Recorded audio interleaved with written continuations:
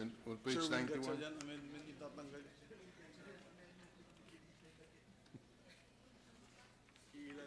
Senator Recto is recognized. Yes, Mr. President, consistent with what we did yesterday, we limited the Bangsamoro government with regard to energy only to promote investments. Yes, Mr. President. That's correct. Okay? And therefore, it has no jurisdiction over regulation of power generation, transmission, and distribution of electricity.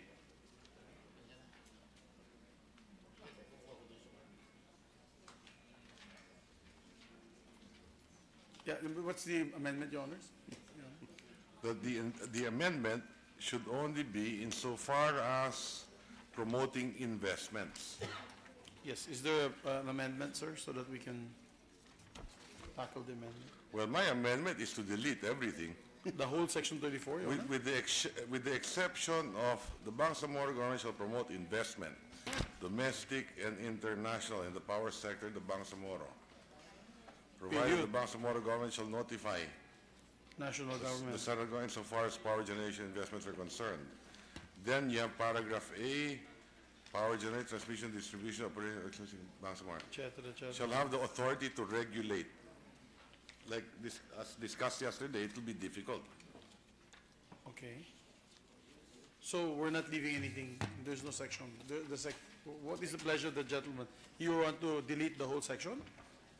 Or retain the first paragraph The idea of is section 34? just to keep The first line paragraph, 30 and section 33. 34. Yeah, basically, you'd like to keep, Your Honor, Mr. President, line 30 to 33. Yes, we just keep that. And then just delete all the others, Mr. President.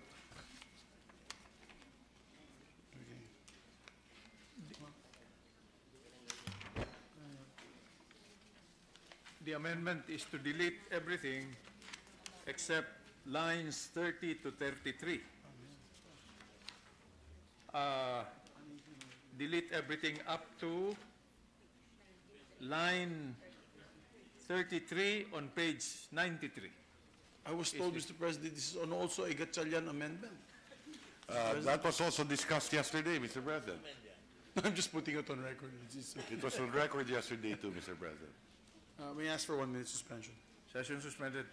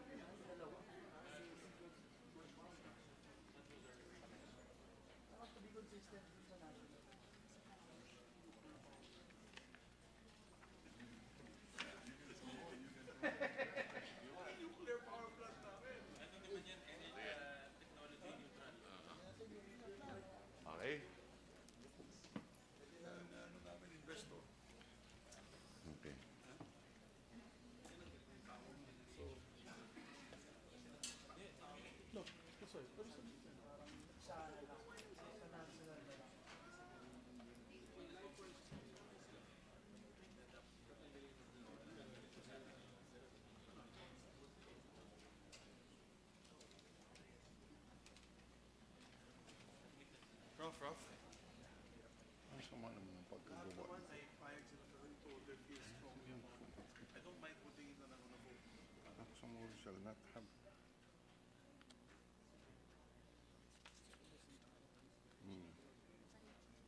Vale. Vale.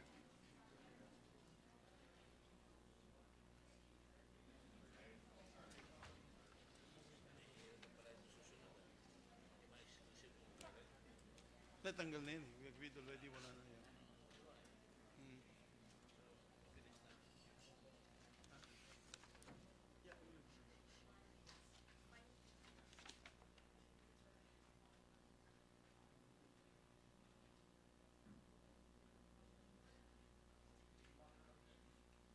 What if we keep paragraph F down?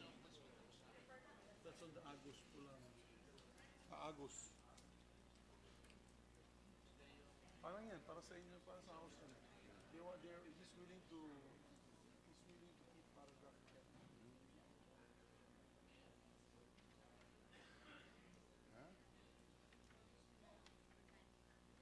And then?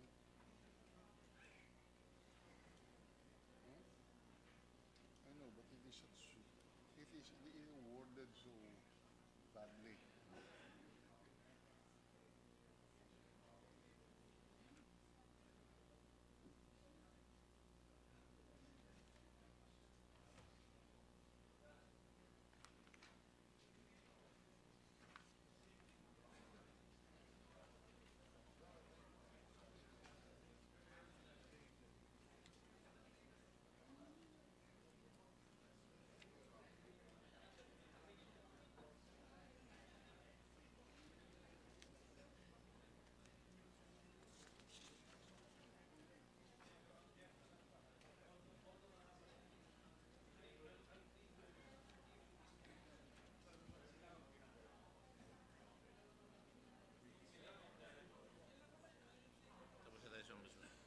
Okay, one second mo sa.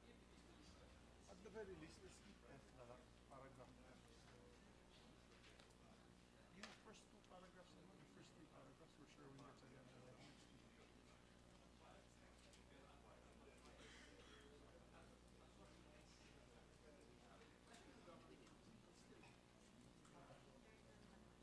Ayaw nyo na, ayaw nyo.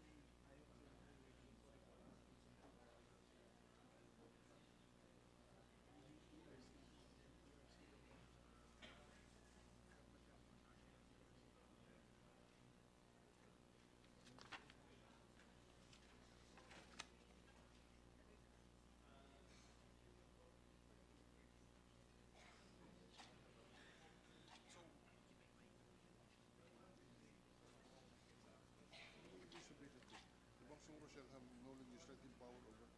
They cannot grant franchises. Section 10. Sino mo yung section 29 ng sana? Ha? Shall have no legislative power to grant franchises over. Yun mo ibig sabihin nun?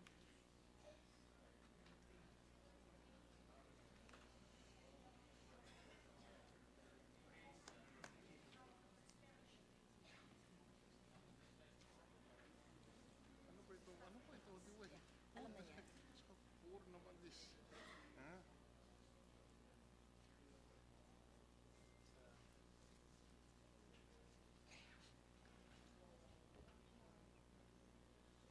Ito na lang, oh. Alis. Ha? The Bangsamoro government, no? Shall have the authority, ha?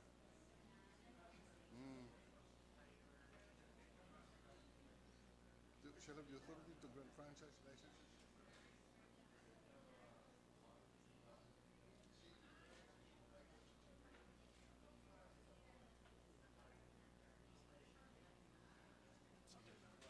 Sige.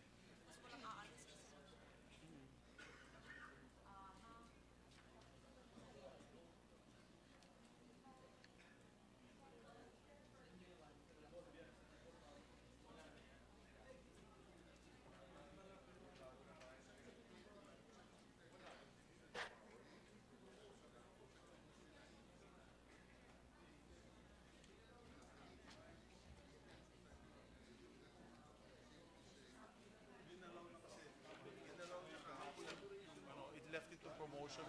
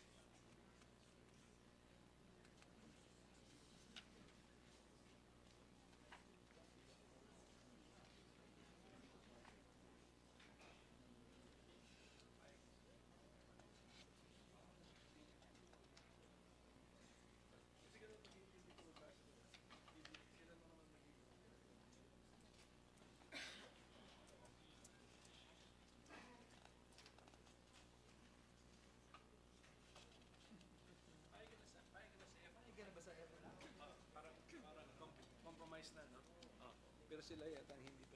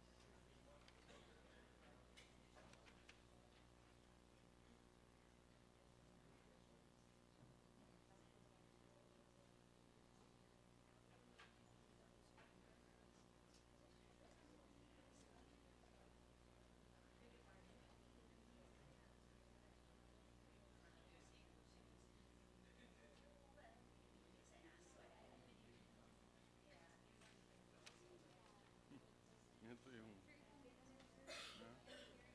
Saan? Saan? Saan? Saan?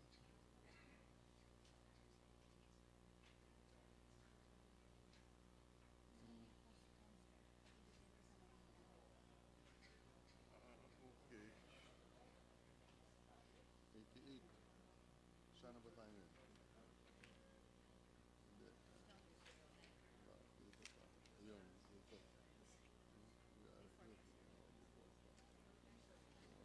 Pagkatapos ito, pagkatapos itong tungkol sa power,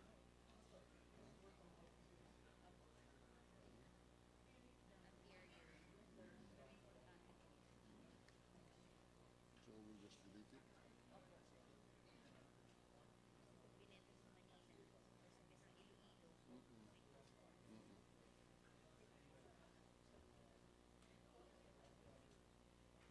Yeah, what's wrong with this? Yes. Should have been sold in the country without payment. Pero paglabas doon, sa... Ha? The Bangsamoro shall regret relation, etc., etc. The goods or items that are traded with the said countries shall not be sold elsewhere in the country. Di ba? Yung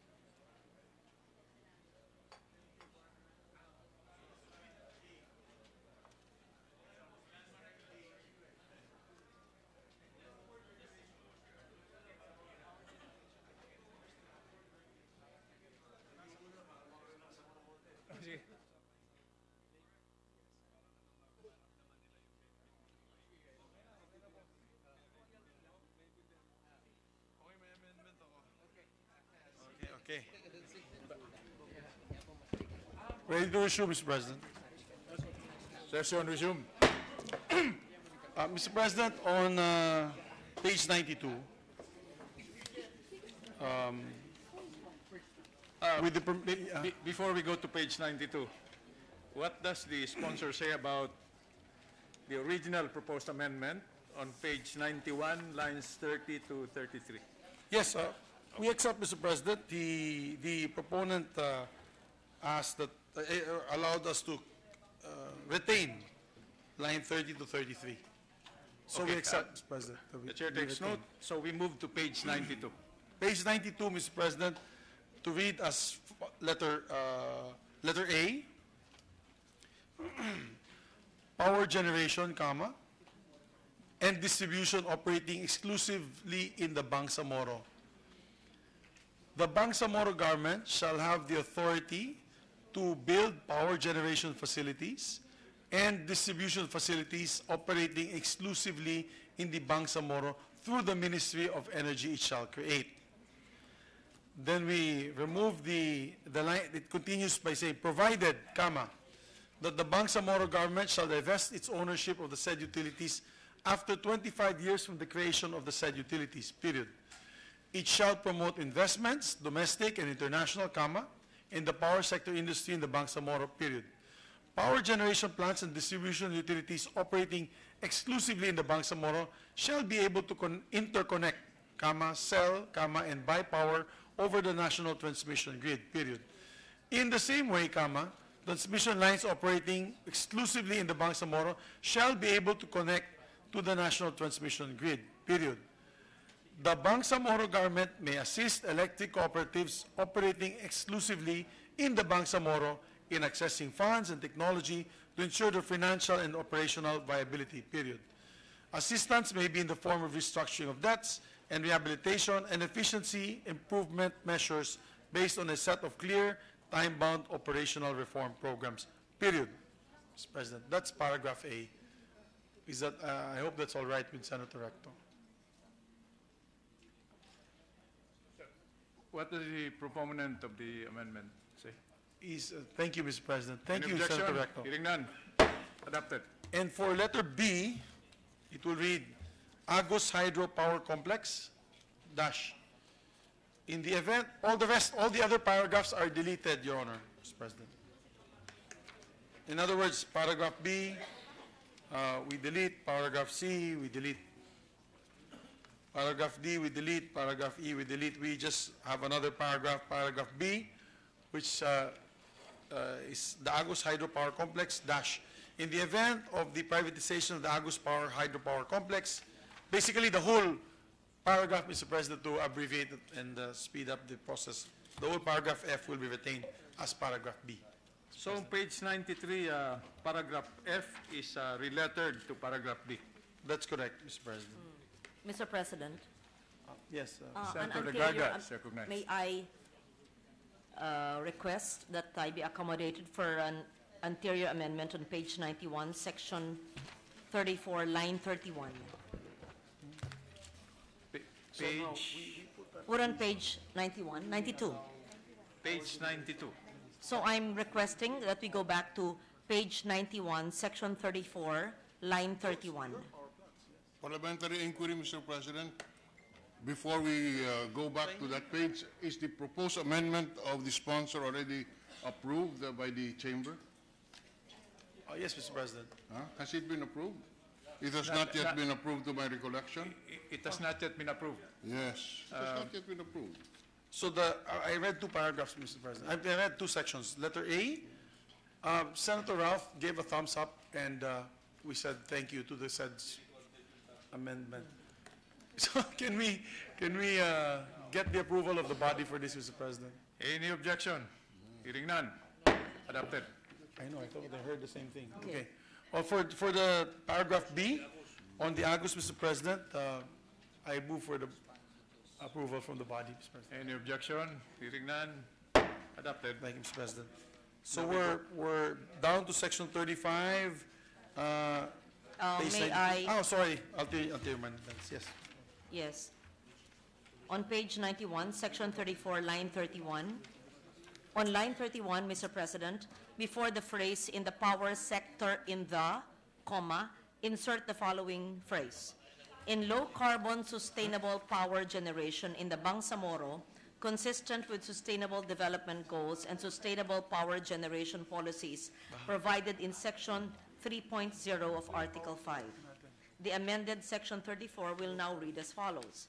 Section 34, Energy and Power Generation.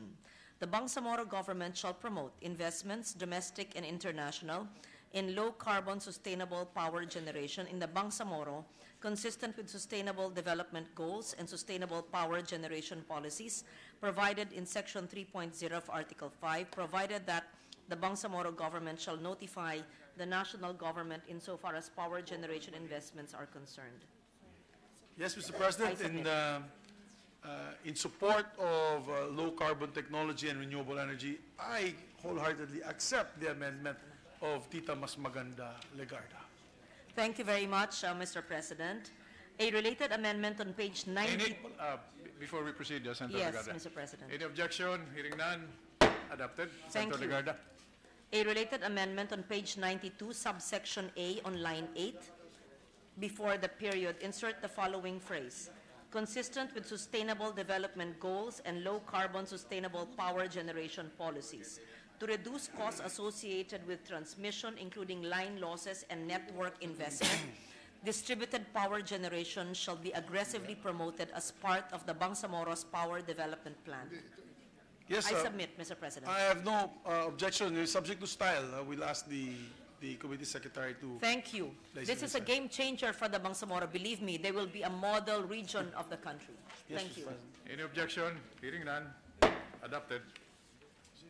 We are now in page 93, Okay. section 35. Page 94, Mr. President. No, we are in page 93, section 35. We're done, I think, with Pa- page 93.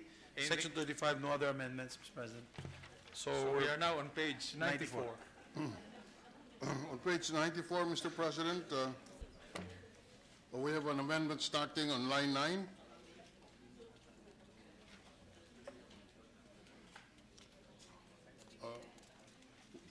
Mr. President, line 9, line 9 on page 94, No, I know. refers to the reserve, concurrent, and exclusive powers. Section 37 on line 19 on the same page refers to reserve powers. Section 38 of the same page, line 22, refers to concurrent powers. And this ends on line 14 of page 95. Previously, we have agreed to delete reserve concurrent powers and just enumerate the powers of the autonomous region, of the Bangsamoro Autonomous Region government.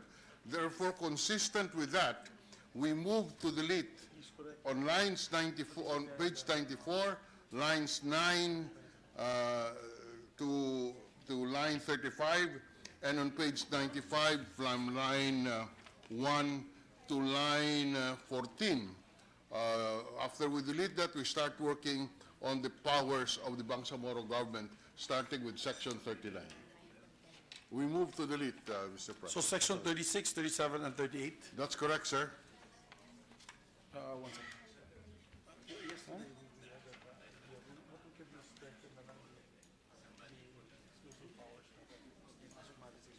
We accept, Mr. President.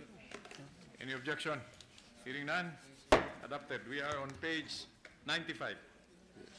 On page 95, we have an amendment on line 16. Instead of exclusive power, we say power to grant franchises. We accept, Mr. President. Any objection? Hearing none. Accepted. Power to grant franchises. Right. Just one more moment. Saan? 1 minute suspension. Session suspended.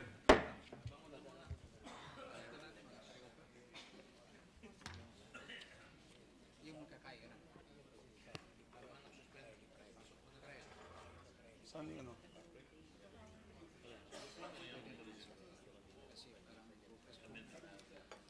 Tourism? Mr. President, with the permission, we're ready to resume. Ready? Session resumed. With the permission of Senator Drilon, if it's okay, Senator Gordon, in his tourism amendment, it was not carried, so you just read to the record the amendment yesterday in that particular page. If we can recognize, Mr. President, Senator Drilon. Huh? Senator Gordon. Senator Gordon is recognized. Kapuyan ako eh. I think it's time to, Mr. President, given that statement of the sponsor, it's time to adjourn. No, Mr. President. Naughty.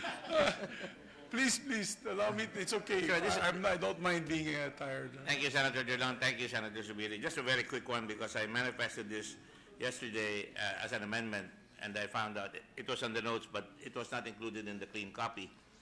And just a while ago, I said we need the Bangsamoro territorial jurisdiction needs a lot of investment so that it can cover up for some of the shortfalls in revenue. So the amendment, Mr. President, is on page 9, line 10, J, under tourism, Page 9. line 10.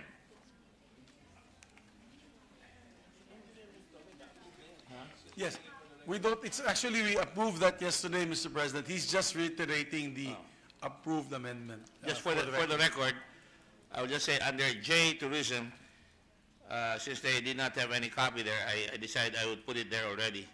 The Bangsamoro government may recommend the designation of tourism enterprise zones to the Tourism Infrastructure and Enterprise Zone Authority, TIEZA, in accordance with Republic Act number 9593, or otherwise known as the Tourism Act of 2009.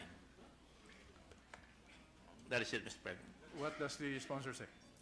Except, Mr. President, it was just he's just a reiteration of what we accepted yesterday. Thank you, Just Mr. what we President. put on record. I just wanted to be sure it was there. Thank you. Thank you, Mr. President. Thank you. We are back to page 95. 95. Yes, on page 95, we propose to delete lines 17 up to 31 and replace the same with the following provision. Authority to grant franchises, licenses, and permits to land, sea, and air transportation, plying routes in the provinces or cities within the autonomous region of the Bangsamoro, and communications facilities whose franchises, whose frequencies are confined to and whose main offices are located in the said autonomous region. It's, yes. So if I can read it, Section 30, power Section to 39, Your grant, Honor. Section 39. Section 39, power to grant franchises, period. The Bangsamoro government shall have the authority to grant franchises, licenses, permits to land, sea and air transportation, plying routes in the provinces or cities within the autonomous region of the Bangsamoro, and communication facilities whose franchises are confined to and whose main offices are located within the said autonomous region. What does Mr. the President, sponsor we say? accept. In objection? Hearing none, adopted.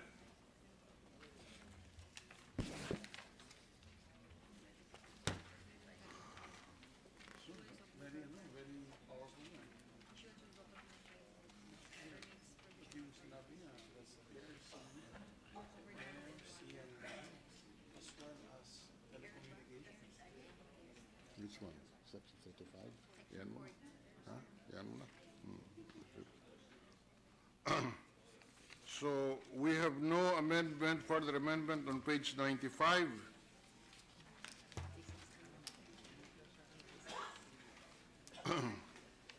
We move to page 96.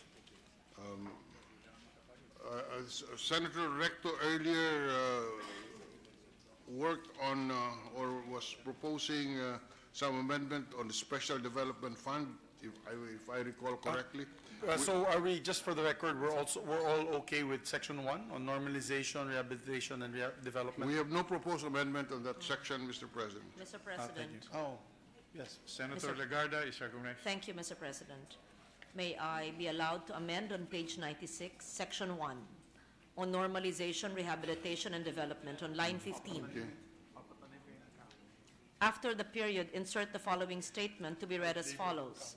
It shall promote and ensure gender-responsive approach in all aspects of security and peace building, including the participation of women in decision-making. Thank you, Mr. President. What does the sponsor say? We wholeheartedly accept. Any objection? Hearing none. Adopted. We are still on page 96. Senator Recto, would you have an amendment on section 2? Yes. This is the Special Development Fund. Just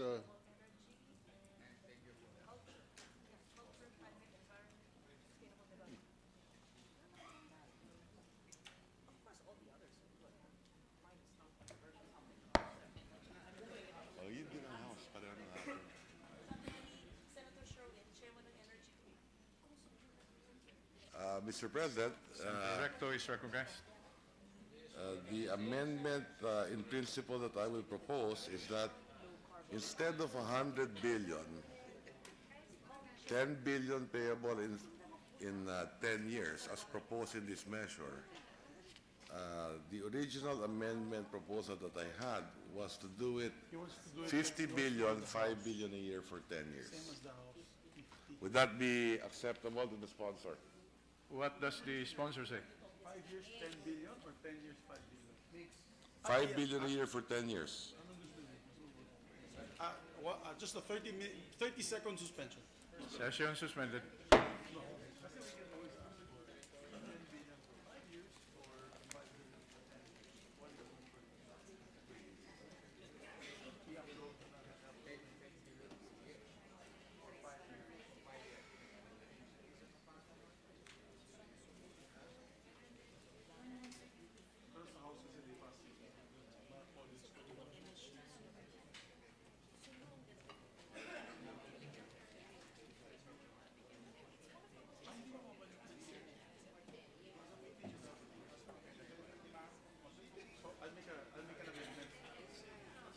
Mr. President, ready to resume.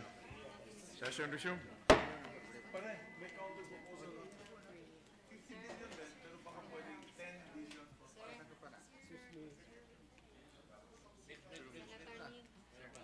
Baka raw hindi kaya nung disbursement na masyadong. Also 5, so same, we accept the House version. We accept the House version, Mr. President. We accept, it's a direct version, Mr. President. Force tayo na. So we accept, Mr. President. Any objection? Hearing none. Adopted. Okay, we're now on Article 15. Your Honor, Mr. President, may I ask for a 1-minute suspension, Mr. President? This is a very contentious issue. I'd like to do a mini caucus and then, so we can move quickly. Session suspended.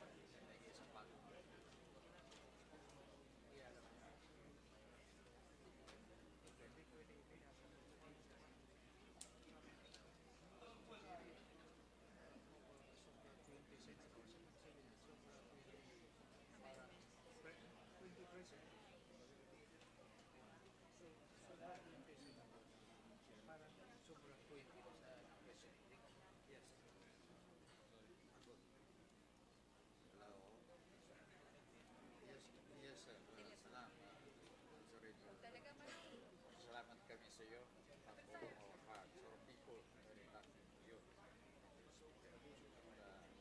Maganda ang response natin sa ground. At they recognize your effort.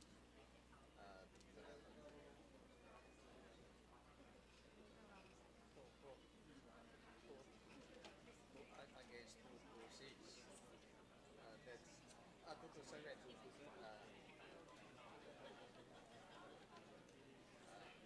That is record breaking.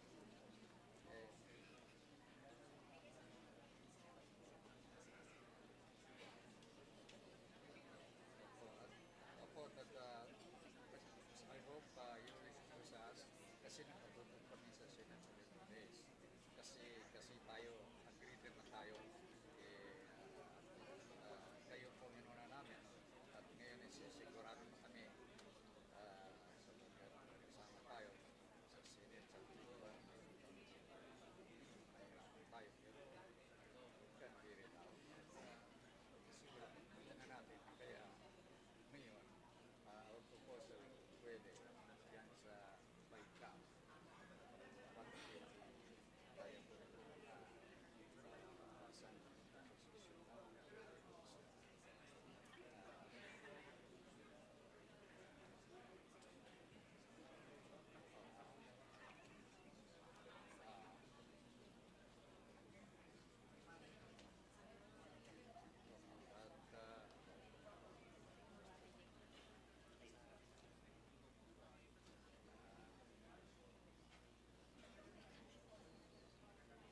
position pero meron pa po tayong chance na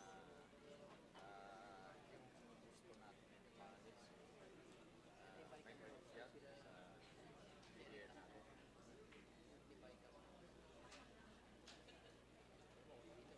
Interesting day. Tell you, Kahari Abu Bakar. Opo. At i-list down po namin yun. Ang gusto namin at ibigay po namin sa inyo. Opo.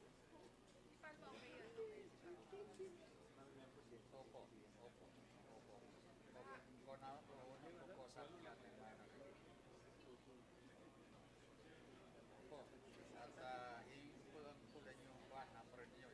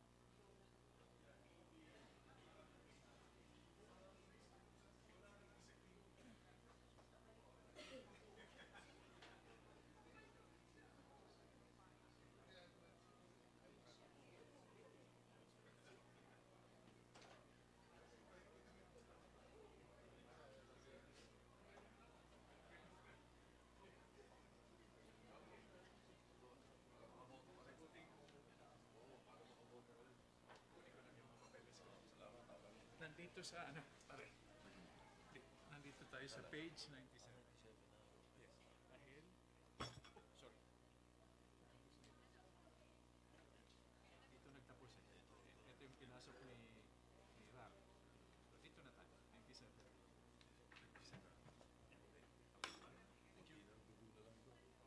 Thank you, pare.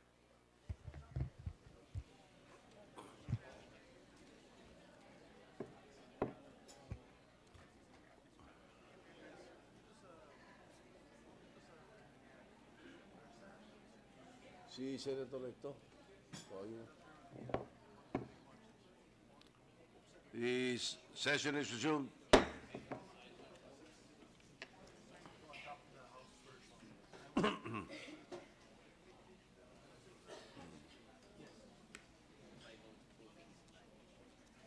Well, we will decide now to speed up this. Then everything else, the second reading and fourth reading. Ako, I will fight for the.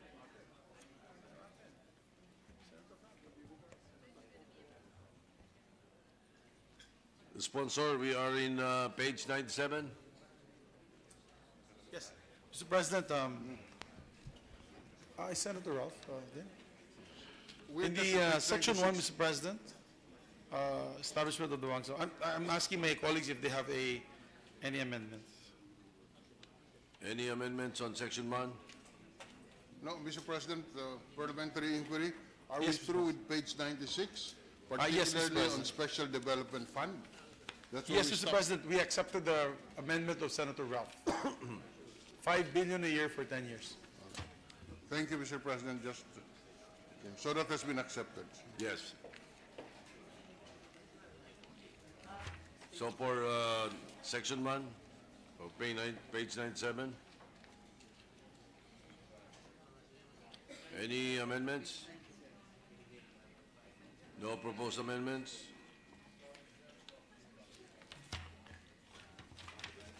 Page 97. Mr. President, Senator Recto. during the lull, I think we had a brief caucus. And to hasten the process, maybe we should vote on the principle already, subject to style the amendment later on. But the idea is, if I recall our discussion earlier, that we decide whether or not we have a single opt-in or a multiple creeping expansion of ARM. So to hasten the process, maybe we should vote on this issue to begin with, and then the amendment can follow, subject to style, Mr. President. Mr. President, just a comment. We Senator, are the trying minority to, leader.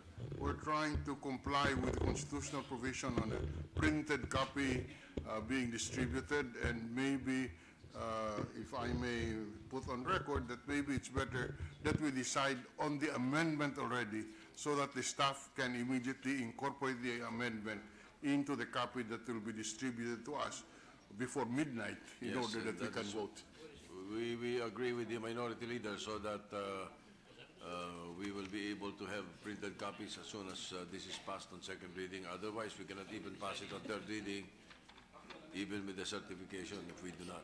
Maybe to hasten the process, Mr. President, I agreed earlier with my colleagues that to discuss it on the two issues, which is basically the plebiscite, if you will allow, for our committee report, it's 3 more plebiscites, Mr. President, as compliance to the CAB, or the Comprehensive Agreement on the Bangsamoro.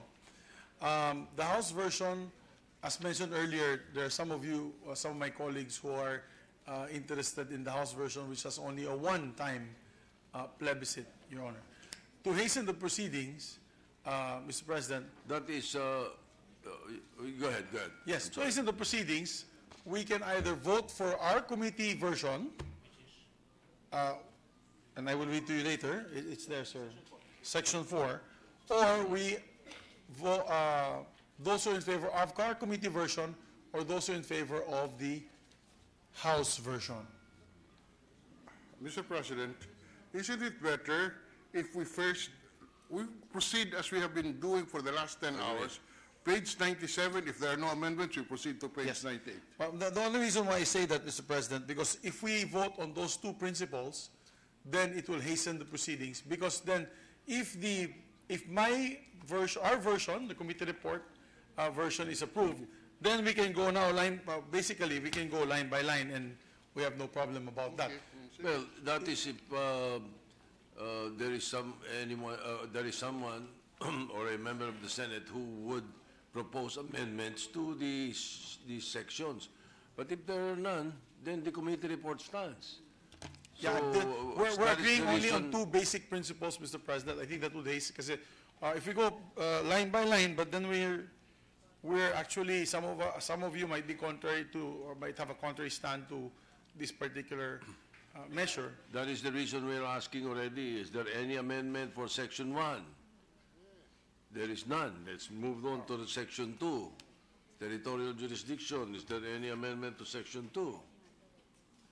There is none. So we move want to Section 3. finish first the issue. Then it's easy because of the House version. We can read the whole House. Section 3. Yeah, Section 3 is result of the plebiscite. I believe this is where there is a fundamental difference, Mr. President.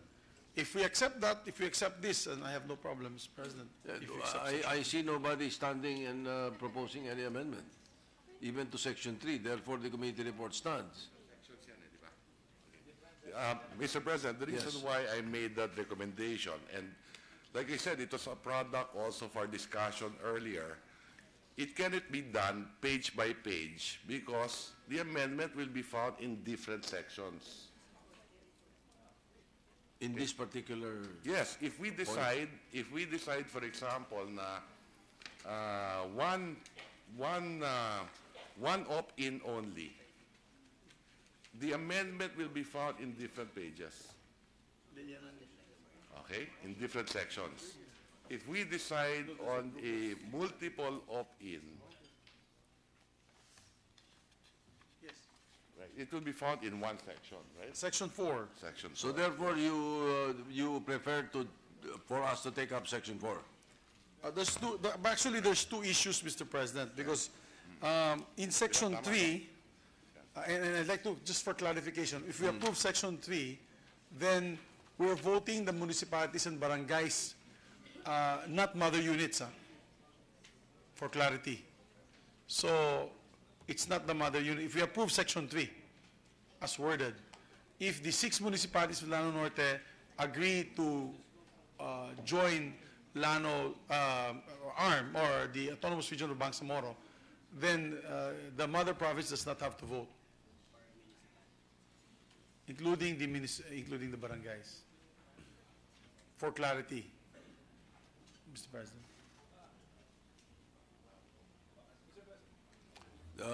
Senator Pimentel. We can proceed section by section, and then when we come to a section which is amended and which will affect other sections, then we take the time to go back to the affected sections, because we cannot assume now when no one is proposing any amendments that, so we do not know where to start. So we continue section by section, and then we will hit this critical section and then decide whether to amend it or not. If it is amended, then the movant or the sponsor can point to us which are the sections affected. Because if the proposal is defeated, then we have no problem. We continue with the next following sections. That is my proposal, Mr. President. Continue section by section. We agree. If there is any, One plebiscite. Huh? Okay. Senator Recto. If that is the case, then, okay, I will endeavor to do the amendments, Mr. President. All right, Section Section 1. by section. Section 1. Page 97. Okay. Establishment of the Bangsamoro. The establishment of the Bangsamoro and the determination of the Bangsamoro. Territorial jurisdiction instead of territory, Mr. President. We accept, Mr. President. Accepted. Thank you. Objection. Adopted. Now, on the same page, line 5, delete the entire paragraph B.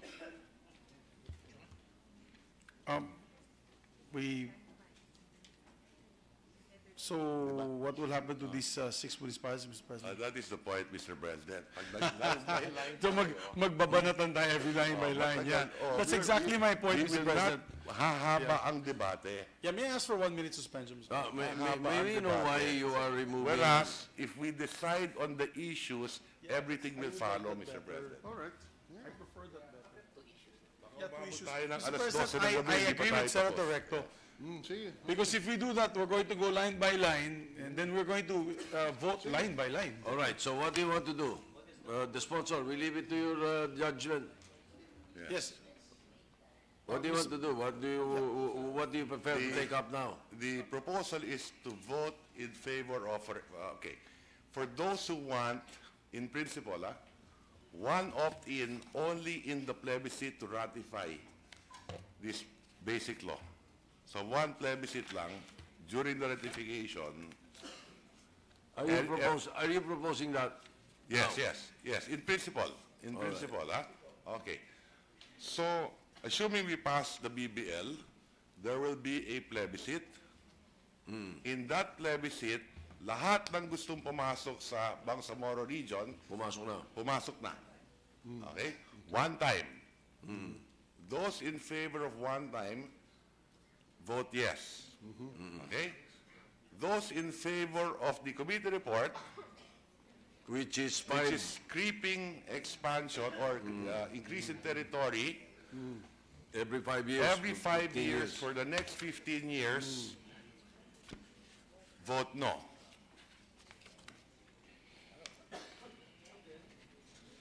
And from there, we will be able to handle section 1, 2, From and 3. there, if no wins, there is no amendment to the report. If yes wins, then necessarily we amend the report. There's another issue, Your Honor. What is the second issue? The second issue, Your Honor, is about the inclusion of the mother province Yes.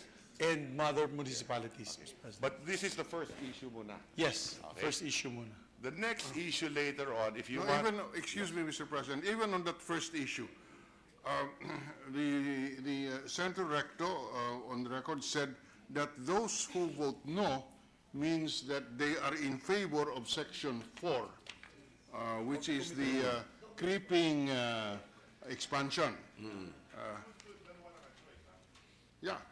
Dalawa lang choice. In other words, one plebiscite, this is the only plebiscite, no further plebiscite in the future. The second one is Section 4 of the committee report, which provides for 3 plebiscites over a period of 15 years.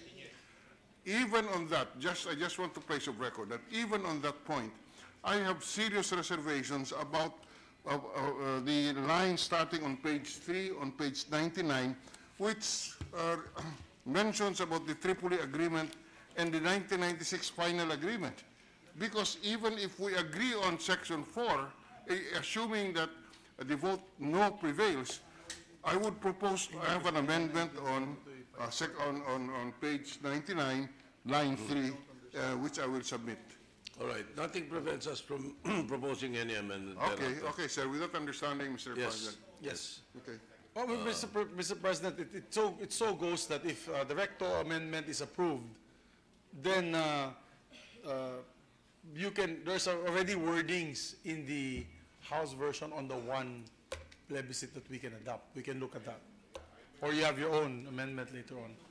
Yeah. Let But us, I just want to put on record, Mr. President, before we make the vote on that first issue, that this is really part and parcel of the peace, all the peace agreements that's signed by our government, the Republic of the Philippines, with the MNLF, the MILF, and so we just want to put that on record. I just want to put that on record. The reason why there is that provision, as a matter of fact, the BTC version is 25 years. This representation to our committee brought it down to 15 years. So there is a motion, we can put it on a vote, Mr. President.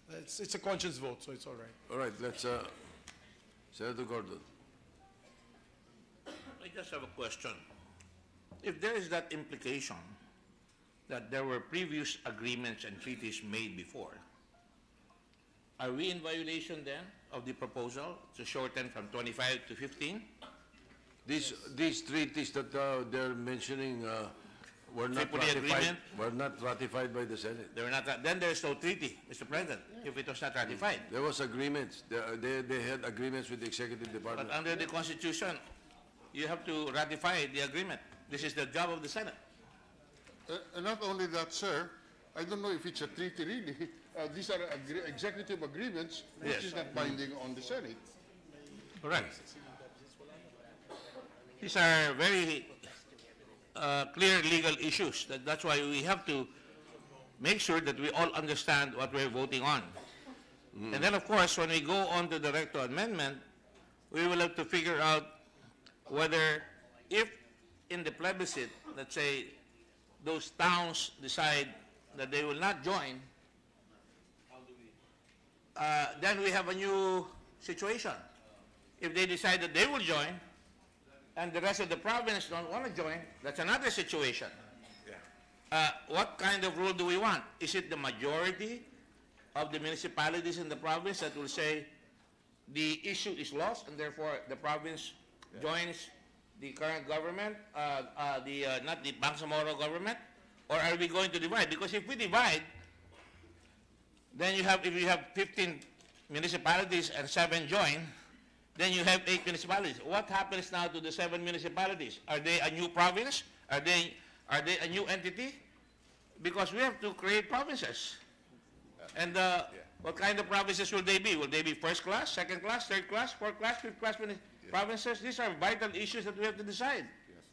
Yes, So Mr. President. we really have to understand this. Yes.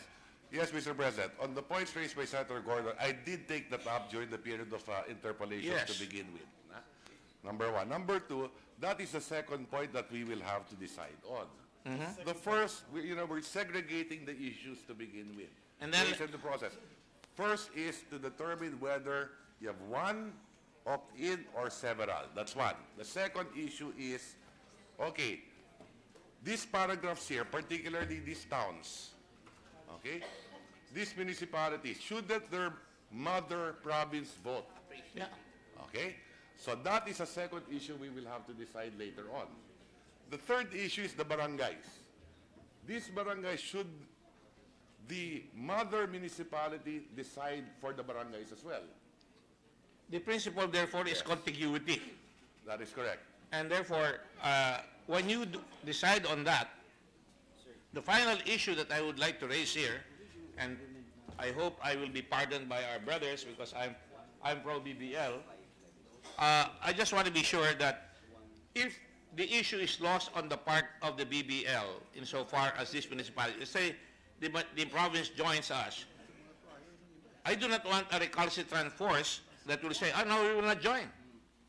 I mean, I am counting on our brothers, the Bangsamoro, to say, we will have to discipline you. In the caucus a while ago, I cited the situation in Israel in 1947-48, when they were in a mode of partition.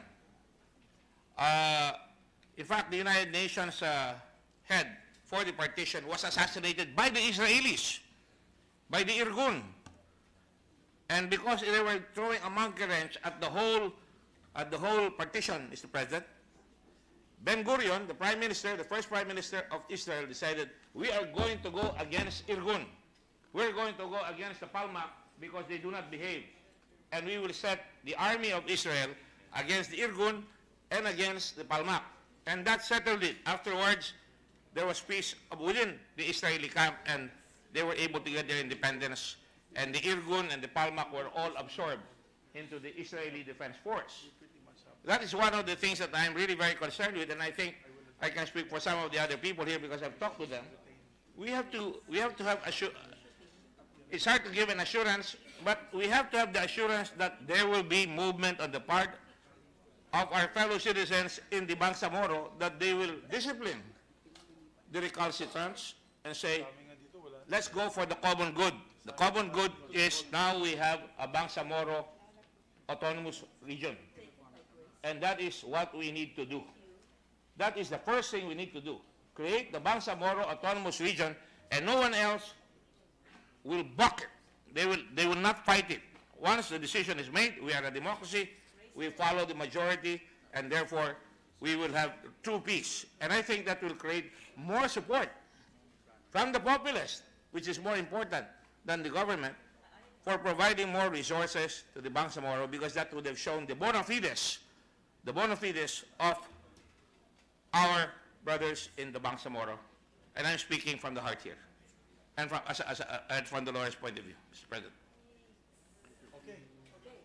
All right, Mr. President. So let's decide on the first issue, Mr. President.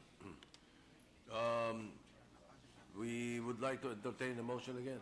A motion on The motion was made by Senator Ralph Recto, Mr. President. Senator last Recto. week. No, he said in principle, it's not a real motion yet. Mr. President, just to put it on record, I'm requested by a few members of the Senate to propose this motion. Okay, so do we proceed? Yes, Mr. President. Those in favor of one opt-in, say yes, or raise your right hand, and those in favor of, No, what we want to do, okay, we leave it to the Senate President. Yes. what we would want to do is that for someone in the floor to One time visit, yeah. to propose a motion. Yes, Mr. President, I move There you go. to divide the House on the earlier motion, yes. Which President, is, suggestion. Let's do it one by one. The motion is to have only one opt-in. one opt-in. Let's vote on that, Okay, All right. so that is clear. okay. So there is a motion to Divide the House? to vote for one opt-in Yes. Yes, in the plebiscite. yes.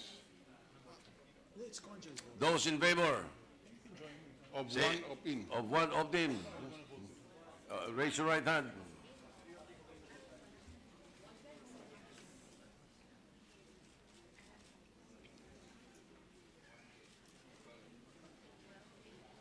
Those against, raise your right hand.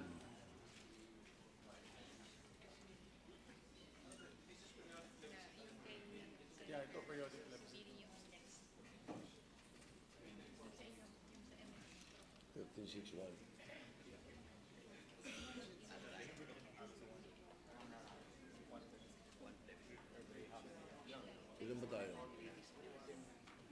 Ilan ba tayo?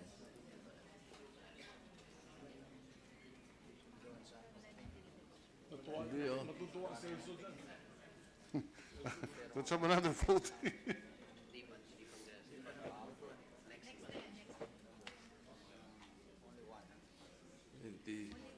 20 tayo.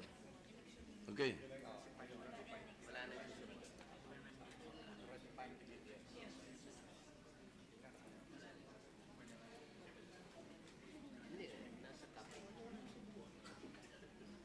Announce.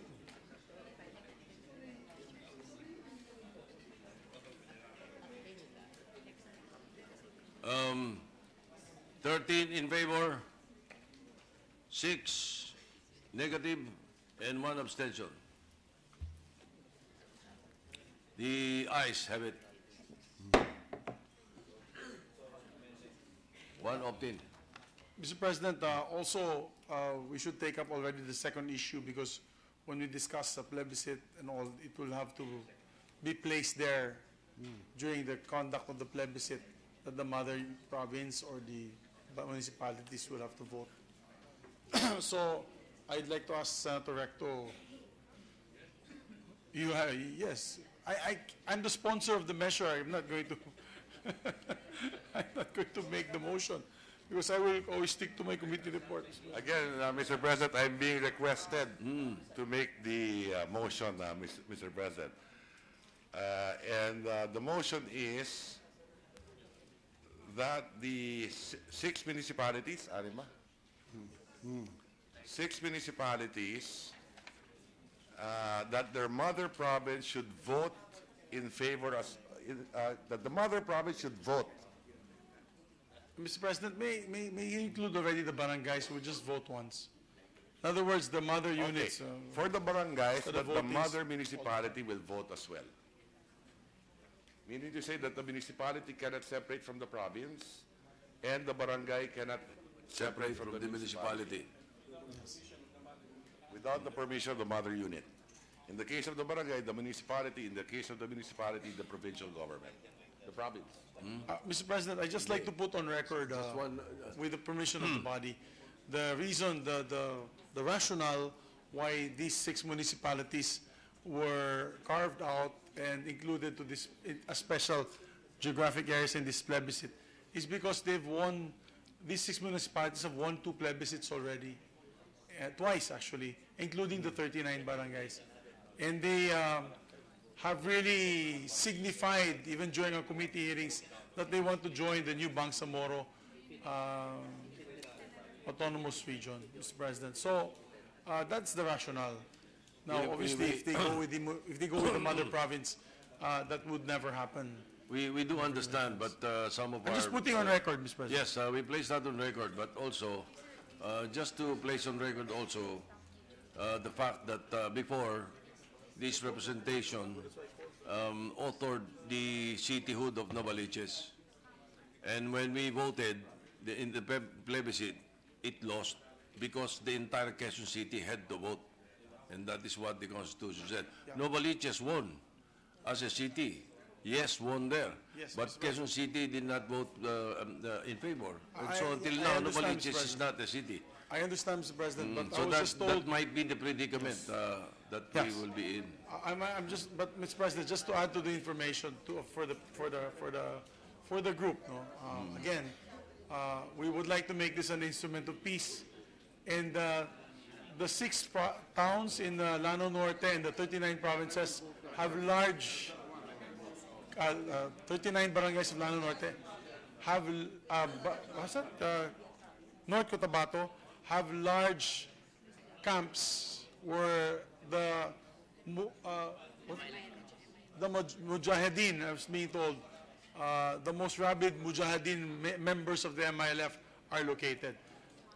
And that's one of the rationale why they wanted to go through a democratic process. So, just food for thought, Mr. President. Let it not be Yes. said that I did not say anything about it. We place that Mr. on President. record. We place that on record. We place that on record. And I hope it did not fall into deaf ears because there were other sessions ongoing. Anyway, so are we ready to vote on Senator Escudero? Or Governor Escudero, I should say. No, Mr. President. I will just be a father, Mr. President. Just to proceed from the argument of Senator Zubiri, that is where we are right now. And it was a matter of discussion during the lull in the sessions. The question was asked, sa ilalim ng anong probinsya itong 6 na munisipyo? Sa ilalim ng anong munisipyo yung 39 na barangay?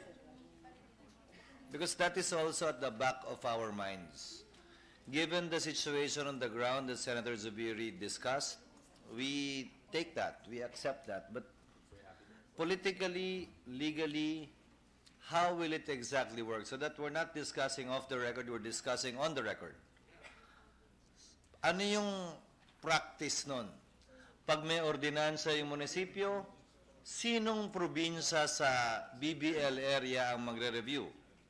Pag may ordinansa yung barangay, sino magre-review nun? Dahil nasa local government code, i-review ng mas nakatataas. Sino may kapangyarihan magsuspende ng mga opisyal nila? Rekta yung Bangsamoro Parliament? Just to bring it to its logical conclusion, Mr. President, so that we are aware also of what we are voting for or against in relation to this issue. Because that question was never answered in our discussions of the record when we suspended the session. Yes, Mr. President, no, when we had a small huddle over there, I called the Undersecretary of the Peace Process, Nabil Tan, and Joe Lorena of the Bangsamoro Transition Commission, and asked them the implications of adopting the House version. I'm actually sticking out on a limb here because, you know, let's put the spade a spade and call it what it is. Many of the members of the House of Representatives, especially my neighbors, and these areas are, you have to remember, number 1 ako dito, Mr. President, sa mga lugar na ito, politically. Now, hindi, totoo. In other words, malaking political capital ko dito. I could step backwards and just say, you know, let it be what my colleagues in the House would want. But I'm just putting a statesman's cap here because I don't want anything to happen to Iligan City, to Cagayan de Oro City, any outbreak of hostilities. These are actual camps, and these are actual areas where, for example, in Llano del Norte, put it on the record, it's a Commander Bravo. Mr. President, who handles that area.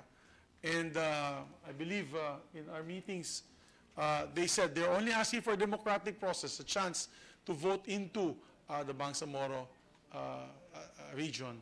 So I just want to put that on the floor, Mr. President. Let it not be said that I did not say this, that it is part of a peace agreement. It is part of, it was part of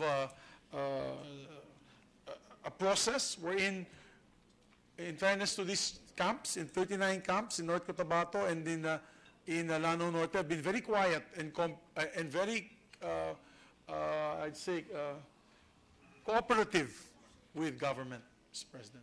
Senator Ontiveros.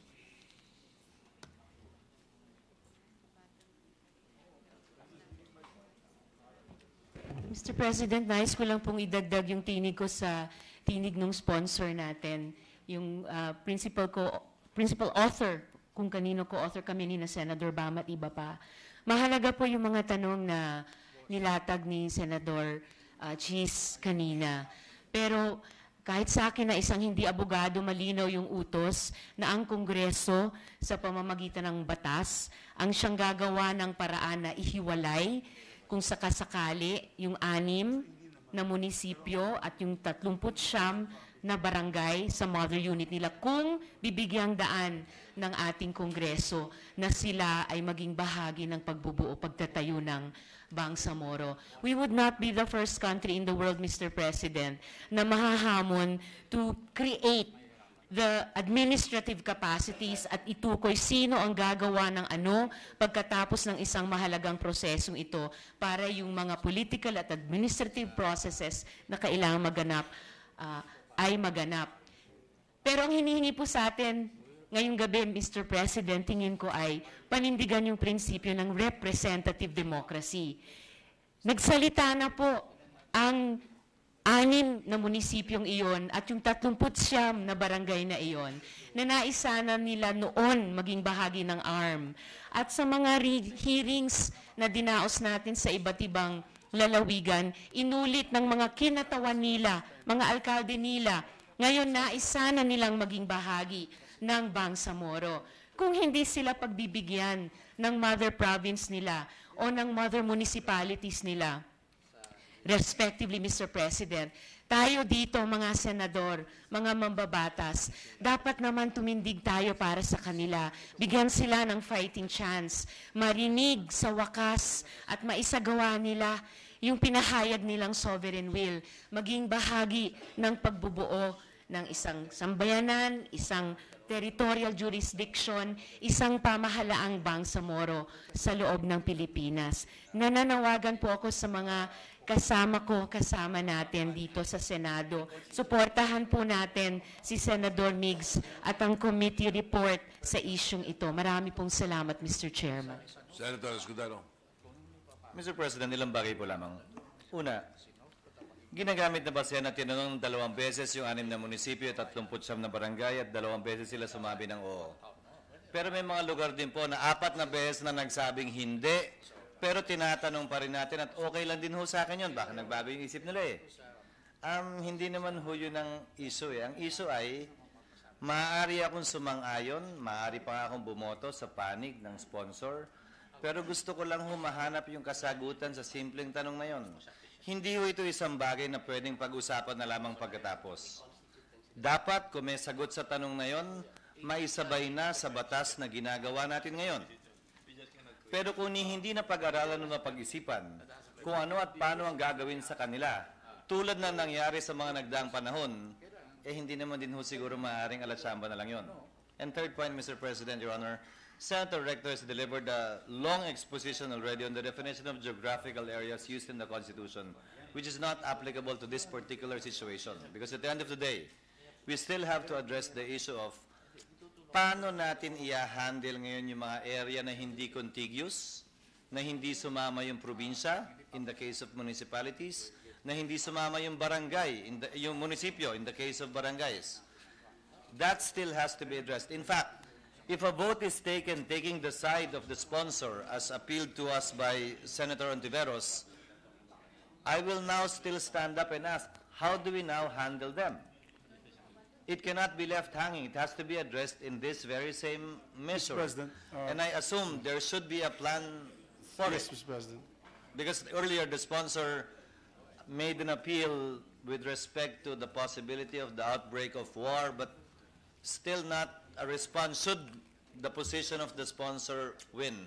And I may still take his side if I can get a satisfactory answer to that legal query, Mr. President. Your Yes, Honor. Mr. President, we crafted an amendment wherein the amendment would read, if carried, the Bangsamoro government shall coordinate with the Philippine Congress for the enactment of a national law creating a new province composed of those municipalities that voted in favor of inclusion. As provided, provided finally that those who did not vote in inclusion of the Bangsamoro shall remain with the mother province. Mr. President, what if they are not contiguous? So the province will be The composed of six are municipalities. contiguous, Mr. President. No, but on the assumption, because we're asking them, remember, we're asking a huge area all over again. What if it wins in some, loses in all, and the one in the middle says no? How will Congress create the province in that manner? There must be a better way, distinguished sponsor, meaning there must be a better way to place them administratively under, not directly under the Bangsamoro Parliament, because that's too tedious. Can you imagine the Bangsamoro Parliament looking over, watching over, and reviewing the barangay ordinances? And even the municipal ordinances of these towns? It might even be expanded, I don't know. Because there might be some areas that would apply. But there must be a way, I mean... Yes. Well, Mr. President, I said, we can leave that to Congress, that's us, and the House of Representatives to craft the legislation for that. We could say immediately after the plebiscite, if these municipalities and barangays win, then Congress should immediately craft legislation so it will not be pending. But there's a mechanism, Your Honor, Mr. President.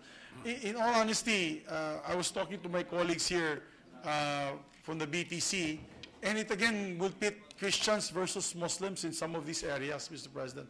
So obviously, magkakaroon na naman ng alitan itong mga lugar na ito when it comes to religion and ethnicity. So I'm just putting that on the table. It's a conscious vote, but let us know the repercussions of such a vote, Mr. President, because it's not us who's going to fight. It will be our soldiers who will fight. And these towns of Lanao Norte and Iligan and North Cotabato and all these will be in the fight, not those in Luzon and the Visayas. So there are repercussions, Mr. President. So I just want everyone to know the repercussions. At least it's on record. Mr. President. Yes, Senator Gordon. Mr. President, you know how close I am with Senator Subiri, and I want to vote with him. I want to make sure that all the folks there are happy. But nobody said it was ever going to be easy. When you try to create a common good, which is the national interest, where for the first time we were going to have a real, not a Mickey Mouse government anymore, but a real government that will be able to have resources, that will have real autonomy. There will always be some stranded problems that we have to face up to. Now, Senator Subiri, of course, provides one of the solutions, that is to create a province. That is also going to be difficult because you just cannot carve out 6 municipalities, although they are contiguous, and they would appear to be too small to be a province, because the other solution is to make it a sub-province, either of one of the provinces in the Bangsamoro. They become a sub-province, governed by that main province. Not Lanao del Norte, but could be Lanao del Sur. That's one. You create a sub-province of the 6 under Lanao del Sur. That's a possibility. But all this will have to go through another plebiscite, Mr. President. We're not blind here. Anything that we do to move them will have to go through a plebiscite. So again, we must understand where we're going. The second thing that we're going to do, and I talked about this with Senator Lacson and some of the other senators here, is that if we cannot make this happen, the government will have to spend to relocate and put them in a province under the Bangsamoro. That is something that we have to face up with, because at times these are difficult choices. We would have to move them. Again, that would mean another, I suppose, if we want to be democratic, that would be another plebiscite. So these are some of the hard choices. Just to be sure, I just want to be sure that they're consulted. I'm stretching it out here. So the point here is we want to save the Bangsamoro situation. We want peace. But the main point I want to say here is this. All of us will be responsible. We have heard the arguments on the creation of the Bangsamoro. We have heard Senator Horasan talk about an army that may be called up to suppress lawless violence. Public safety is involved. We need the MILF or the Bangsamoro leadership to assert itself, because like Ben-Gurion, they have to assert with a recalcitrant group. That has to happen. And when they see that the whole of Bangsamoro wants the Bangsamoro to prosper, I think they will have less will to become a recalcitrant or a spoiled situation, a spoiled brat situation. So it's important, Mr. President, at this moment, this is historical, because we are creating peace here, which is the common good. We're creating a Bangsamoro that will finally work, where poverty, they can get out of poverty there by their own bootstraps with the help of the entire country. I'm not talking about government, but the entire country, whose taxpayers' money will be used or may be used to uplift our brothers in this area. So that commander there, and I will not mention his name, must understand that, or must be made to understand that. And if the plebiscite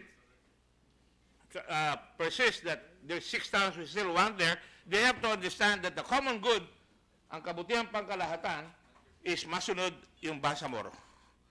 At sasama sila doon, maging sub-province sila ng Lanao del Sur. That's, I think, is the easier route. Mr. President, no, thank you to the gentleman from Subic for the insights. Zambales. But can I ask, from Zambales, can I ask for just a 1-minute suspension for our, this is a very major issue. I think we'll just ask for a minute suspension, Mr. President, for another mini Session focus. is suspended.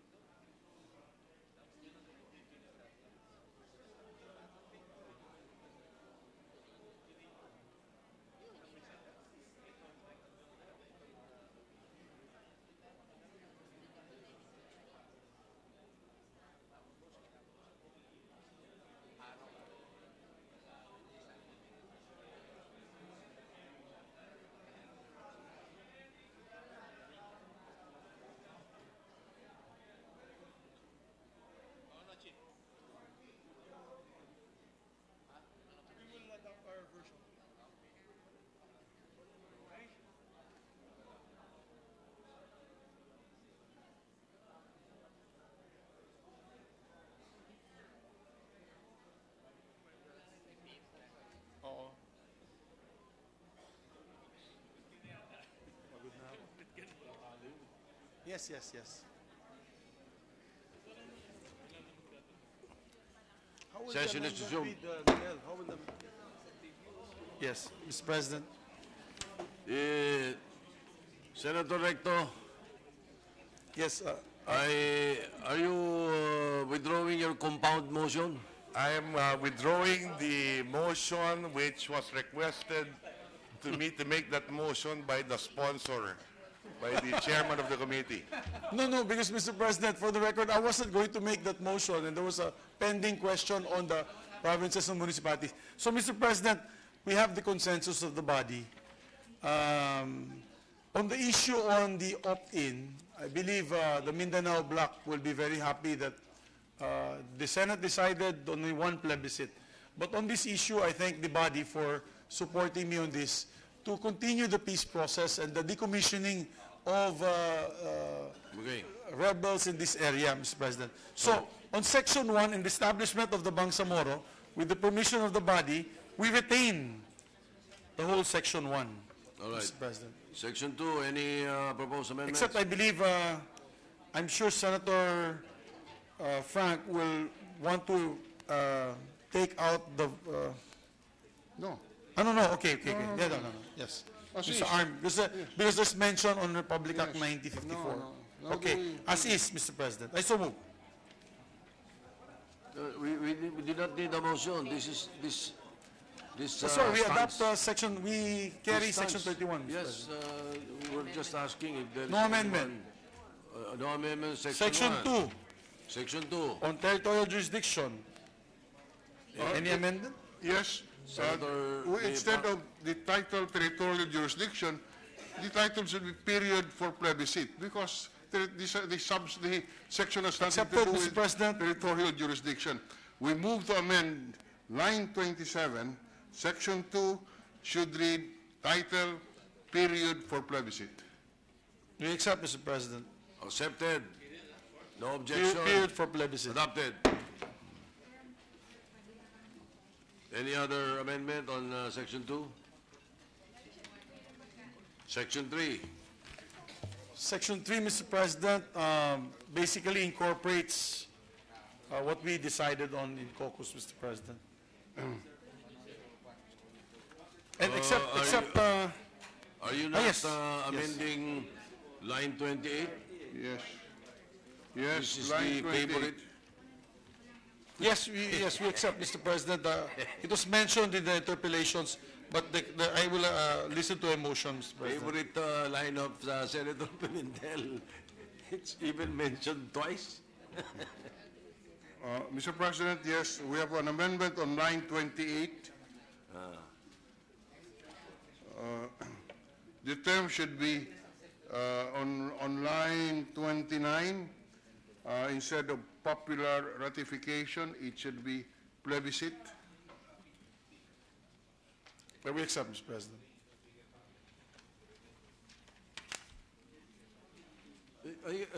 We still do not understand. I think I share the point of Senator, our former Senate President. I still do not understand why, to ensure widest acceptability, there must be a plebiscite. To have a widest acceptability, there must be an information campaign.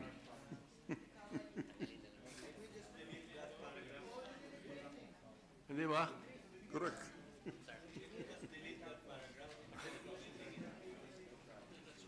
Either we delete the whole paragraph or we just delete line 28 and line 29 up to aforementioned and start with a plebiscite shall be conducted among all the Bangsamoro. Yun. How about that, Mr. Sponsor? I'm sorry, Senator Lacson was talking to me. What was that again, Mr. The President? proposed amendment, we withdraw the previous amendment. On line, we delete, Yes, we agree, Mr. President, to delete line 28 to 30. We agree. no. What was that? 28 to 29. Why we delete the whole section? Yes, Okay. Mr. President. Better. All right. No, Accepted. just line 28 to 30. Accepted. May I appeal? These are matters that are so important. I had not planned to really do any amendment or interpolation, but upon reflection, I think we must make haste slowly here. If we have to go until 4 o'clock in the morning, so be it. But we have to make sure that we all understand where we're headed here. At one point in time, we had discussed certain things, and then all of a sudden, I was just talking with other people, that all of a sudden, we pull back. What is the parliamentary situation now? Are we maintaining the original position of the committee report? Yes, we already finished that. We have already agreed. The committee report is being maintained. We're just correcting some grammatical And I take it that we're going to leave it to the bicameral conference committee. Huh? No, Mr. President, we'll approve it here. We will defend. We're our approving version. this. We're not touching it. We're just. And what about the issues of the other stranded towns? This is all carried. There are no amendments. The So committee they will report is being be as carried. is. Yes. Yes, Mr. And President. if they lose, what happens? Mr. President, I will, that's where the language that will come in. I will propose language. Yes. to- So, but we have to cure this 28 to 30. I do not want to be associated with such a line type of English in a law. Yes, Mr. President. Mr. President, I still, move to delete. I have my point of inquiry here, Mr. President. Yes, Senator Gordon. So if these municipalities decide to join not Bangsamoro, but to say refuse to join Bangsamoro, what happens now? They remain with Lanao del Norte. They remain with Lanao del Norte. Lanao del Norte. Yes. All right? And Yes.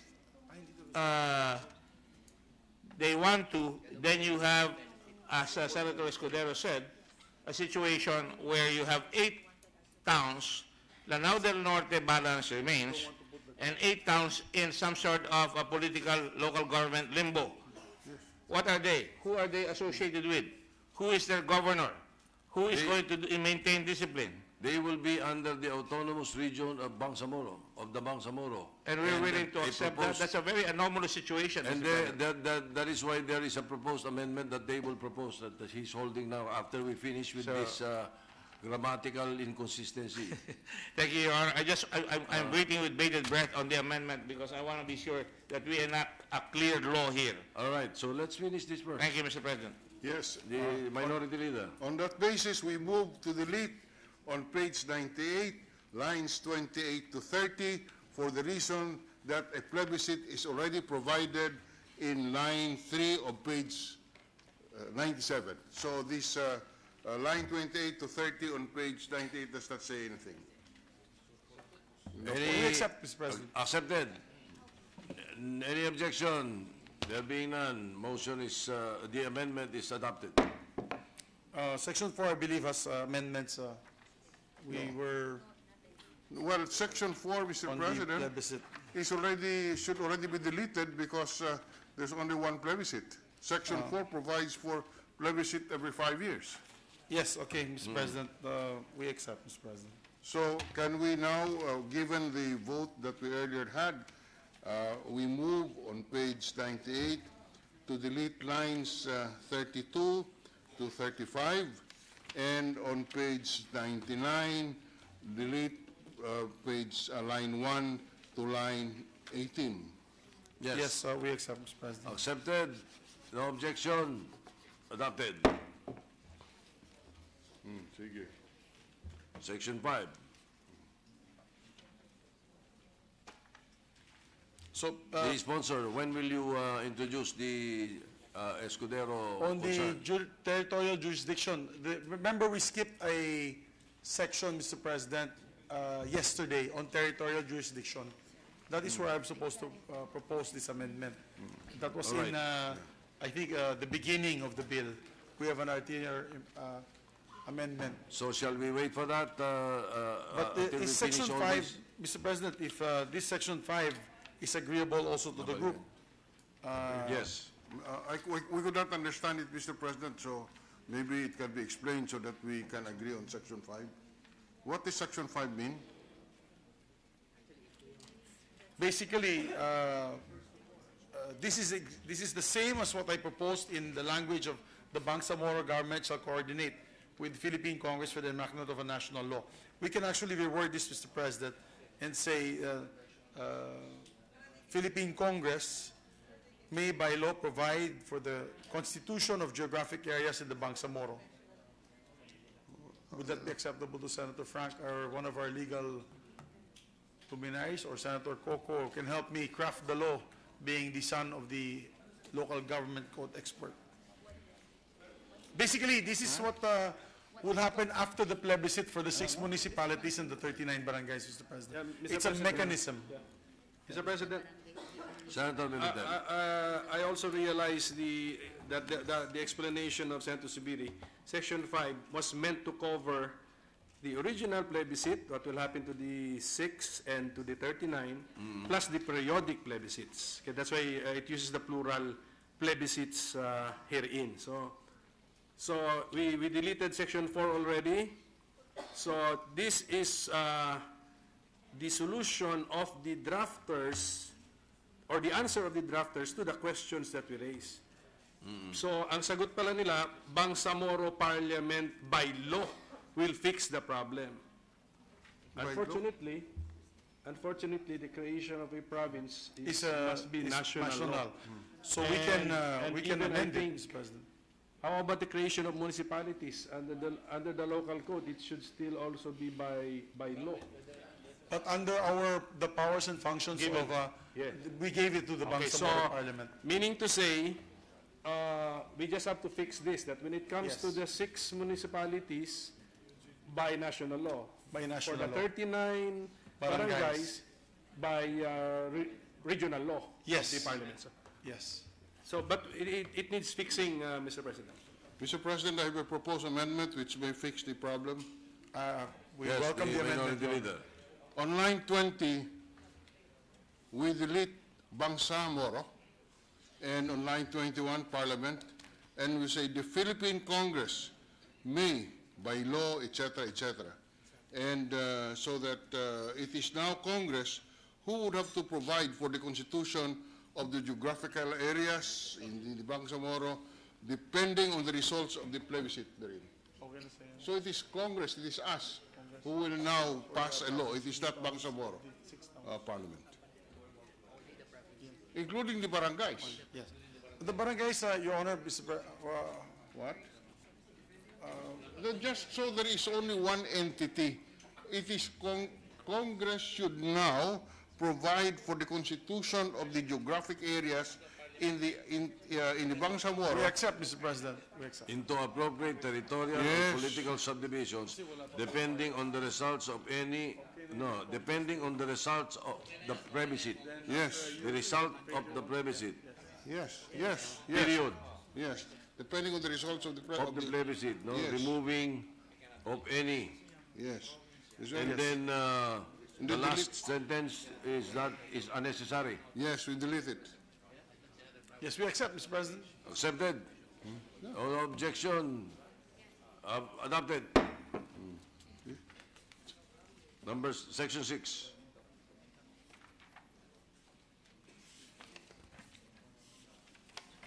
No amendment. No amendment in section 6. Section 7. We have no amendment. Section 8 on page 100. We have no amendment, sir. Section 9. Section 10. We have no amendment. Page 101. Section 11. No amendment on our part. Section 12. Appropriation. No amendment on our part, Mr. President. Page 102. Transition period.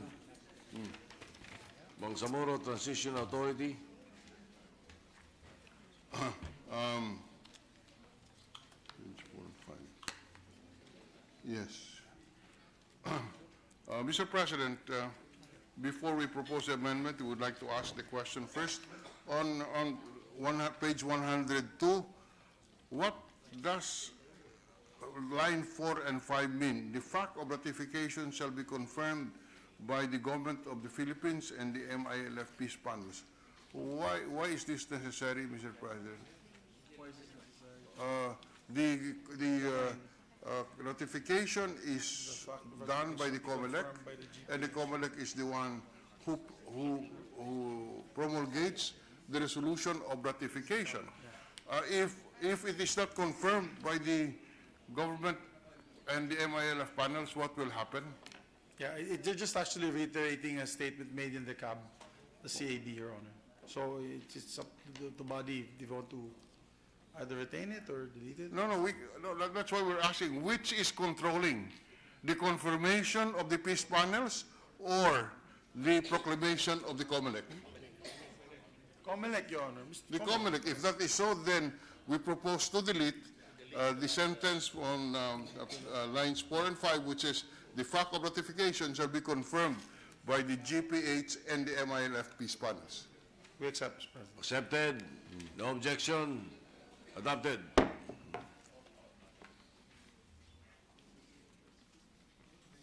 Section 2. Mr. President, Senator Escudero. not an anterior amendment, but an anterior query, Mr. President. Just on section 3, page 98, just a query on the meaning of this provision, Mr. President.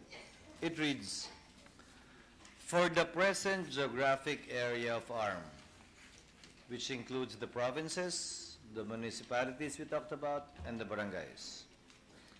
If the majority of the votes cast in the entirety of ARM voted in favor of the approval of the Basic Law, the Bangsamoro is hereby established, and all the provinces and cities of the ARM shall be part of the Bangsamoro. May I know what the import of this provision is? I can give it my own interpretation, but may I know the interpretation of the good sponsor? Because if I were to interpret this, Mr. President, the plebiscite is useless.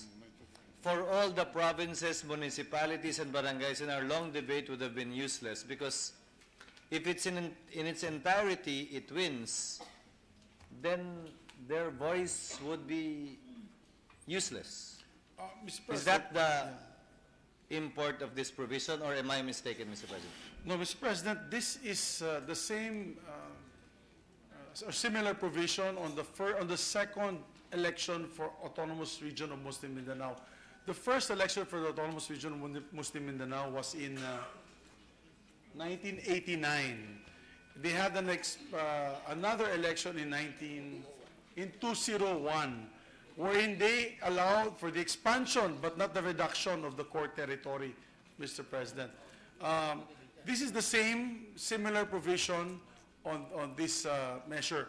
If the five provinces and cities within ARM, for example, vote no to BBL, they will retain ARM, the setup of ARM. Mujib Hataman will continue to govern. The RLA will continue to sit as the Legislative Assembly. If the BBL is won, then all the provisions of this law will be implemented, Mr. President. The rationale of that is Mr. President, is there's really, it's very, very difficult for an opt-out provision. Mr. President, I explained this yesterday. The good gentleman was not here anymore, maybe due to the latest of the hour. But I explained this yesterday that imagine what would happen if a province within the ARM will have an opt-out provision, not join the Bangsamoro Autonomous Region. They will return and revert back. I guess the idea is to go back to the national government. And they'll administratively be under, once again, central Christian government. And I'm worried, Mr. President, that this will become a hotbed. Wait, some provinces are already hotbeds of extremism. This will become the hottest hotbed of extremism, wherein they might recruit mujahideen because of the fact that they're now being told that naiwan na tayo at we're going to go back under central government, Mr. President.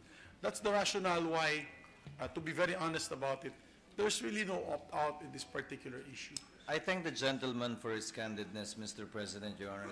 The basic concern, again, I raised this yesterday, if I'm not mistaken, is the basic rationale behind the Bangsamoro Basic Law is to respect and guarantee the right to self-determination of the Bangsamoro people. As a people, clearly that is the objective of this bill. But what of a collective group within the Bangsamoro people who decides otherwise, right or wrong? Again, so regardless of our debate earlier, magkikreate tayo ng area, magkikreate tayo ng geographic area, they actually have no choice. Because for sure, Mr. President, the BBL will be ratified. I mean, I can almost predict it. So, what's even the whole point of asking them if they want to, when their individual vote within that municipality or barangay is actually, or can actually be overridden by the vote in the entire area, that we are asking them this question as provided for in in section 6. Again, I do not disagree with the good sponsor that probably it will be a hotbed, probably, but at the end of the day, how will we reconcile the fact that their vote will be rendered meaningless or can be overridden by the vote of everyone else, and yet we're creating pockets from within? What are you saying, Senator Escudero? Your interpretation of this particular paragraph is that if, let's say, a municipality in if one of the 6 municipalities in Lanao del Norte says no, yes, says no, Yes, Mr. they President. will be overridden by the entire if Lanao in its del Sur. entirety it wins, they will still be part of it. What about No, Mr. President, your it's interpretation? very clear. But, Mr. but President, the just to cut sponsor admitted that that is the... No, Mr. President. I'm only talking about letter A. On letter B, very clear, if the majority of the votes cast in each municipality vote in favor of the inclusion of the Bangsamoro, the respective municipality shall be included in the Bangsamoro.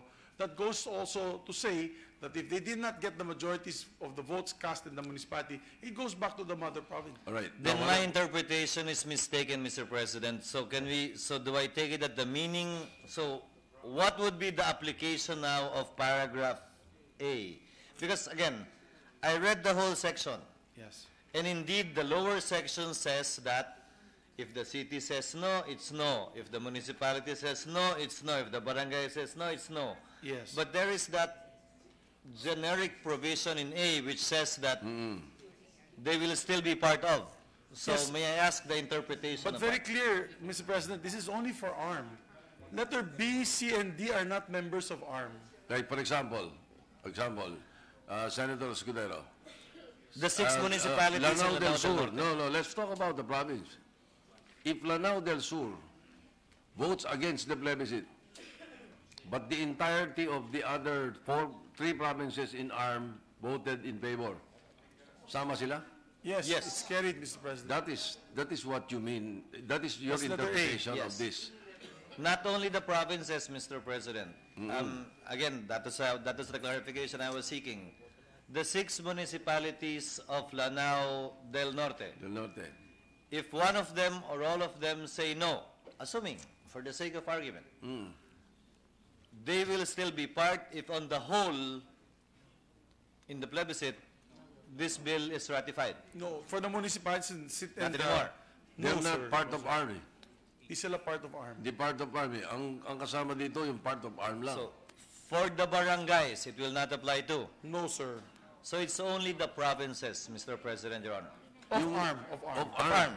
So if they do not want to join ARM anymore, they cannot. There is no opt-out for them. Their opt-out is to campaign against it and for it to lose overall. But precisely they want to opt out of ARM, so they will still be stuck with ARM. Like for example, Sulu. No, let's say Sulu doesn't want to be part of Doesn't want to be BBL, part doesn't of want to be ARM part of in ARM BBL either. anymore.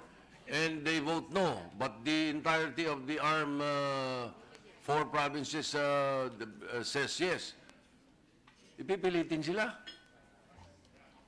Yes. They There is cannot- no, precisely the point, Mr. President. There is Bakit? no opt-out. Bakit ginagawa natin yun? No, Mr. President, I Ayaw pa explained. kanila eh, ba't ipipilitin? Mr. President, No, Mr. President, my worry is, gera pag pinayagan lumabas, how sure are we hindi gera pag hindi pinayagang lumabas? Secondly, Mr. President, Your Honor, again, some provinces allegedly want to opt out of ARM. But if they opt out of BBL, assuming BBL is lost, they're still part of ARM. They're still stuck. Mr. President, allow me to explain. Yes. There have been 2 plebiscites already previously. The provinces that had won the plebiscite are already made their determination for autonomy. They're already part of the autonomous region of Muslim Mindanao. It makes no sense for them to leave. And again, as I mentioned earlier, that might be a problem for security. That might be the headquarters of ISIS because of the disgruntlement later on. Let's face it, Mr. President, may politiko na ayaw nito. And they will campaign against this on the local level. But in the entirety, you can see the beauty of this bill. We've discussed this for 2 days. We have seen the possibility of creating pockets of peace in this area, and the development may be phenomenal in growth, Mr. President. My point being is, they've already made that determination, Your Honor, Mr. President, in the last 2 plebiscites. So this is just, for them, it is just asking if they want a BBL, this type of setup, or the old setup. Kasal na. In other words, wala nang divorce. Nagkasal na sila eh. Mr. President, kasal na sila. Mr. President, I will not belabor the point. I just want to place on record 2 more things. One, it has always been cited. 2 beses nang tinanong, so hindi na sila babawi. Pero tinatanong pa rin natin yung 4 na beses na nagsabing hindi. At okay lang nga sa akin yun, tanungin natin sila uli. Hindi ba? Pero kung tinatanong natin, matapos ang 4 na beses na nagsabing ayaw kung gusto nyo, bakit hindi natin tatanungin yung nagsabing oo kung gusto pa ba ninyo? Second, Mr. President, underneath this whole thing is the very basic principle of democracy. 1 person, 1 vote. I may know better than them. I may be more educated than some of them are. I may have the best intentions of the world, but that is not what a democracy means. That would be a dictatorship. I can always tell them, alam nyo, ito yung pinakamaganda sa inyo eh. Wala kayong say, ito na gawin nyo dahil ito yung tama eh. I know better. We can always claim that. But at the end of the day, Mr. President, in a democracy, again, without belaboring the point, I just want this on the record, in a democracy, we still follow the basic rule, 1 person, 1 vote. Whatever the majority says, we follow that whether it's right or wrong, whether we agree with it or not, whether we think we know better or not. Now we can decide to look at it collectively as a region, and then we can also respect at the same time the decision of its constituent units down below. If indeed, as the good sponsor said, it is illogical for them to do so, then most likely they will not listen to the politicians who are against it because it is in their best interests. But we cannot speak for them. I cannot speak for them. I would not want to speak for them because I don't know exactly how and what they will decide on this issue. Just to place that on the record again, Your Honor, I'm not proposing an amendment. I just want it on the record so that it's clear what we are actually proposing. It's clear in our minds what we want and what we don't want, and hopefully, again, in the bicameral conference committee, given the latest of the hour, it's already in the morning. It's exactly 12 o'clock, Mr. President. Hopefully, in the bicam, Mr. President, this will be addressed. And I express my intention to be made part of the bicameral conference committee to ensure that these issues will be addressed, Mr. President. If not here, at least before the final bill is approved and ratified. Thank you, Mr. President. Mr. Senator President, Lacson. Yeah, Mr. President. I'm not trying to sorry. add to the confusion, Mr. President, but I have a very basic question. are we or are we not creating a new autonomous region? Yes. No, We are creating a new autonomous region, the Bangsamoro Autonomous Region. So those who are members of ARM, the Autonomous Region of Muslim Mindanao, should not be automatically included in this new entity. They should be made to choose whether or not they will join this new entity. Isn't that logical, Mr. President? Mr. President, for the record, to my distinguished colleagues, the House of Representatives already spoken tonight. These are the representatives of all these areas. There is no opt-out in their provision. They have That's no not my point, Mr. President. Ma'am, I'm asking a basic question. Yes, Mr. President. I'm listening. That's my basic question.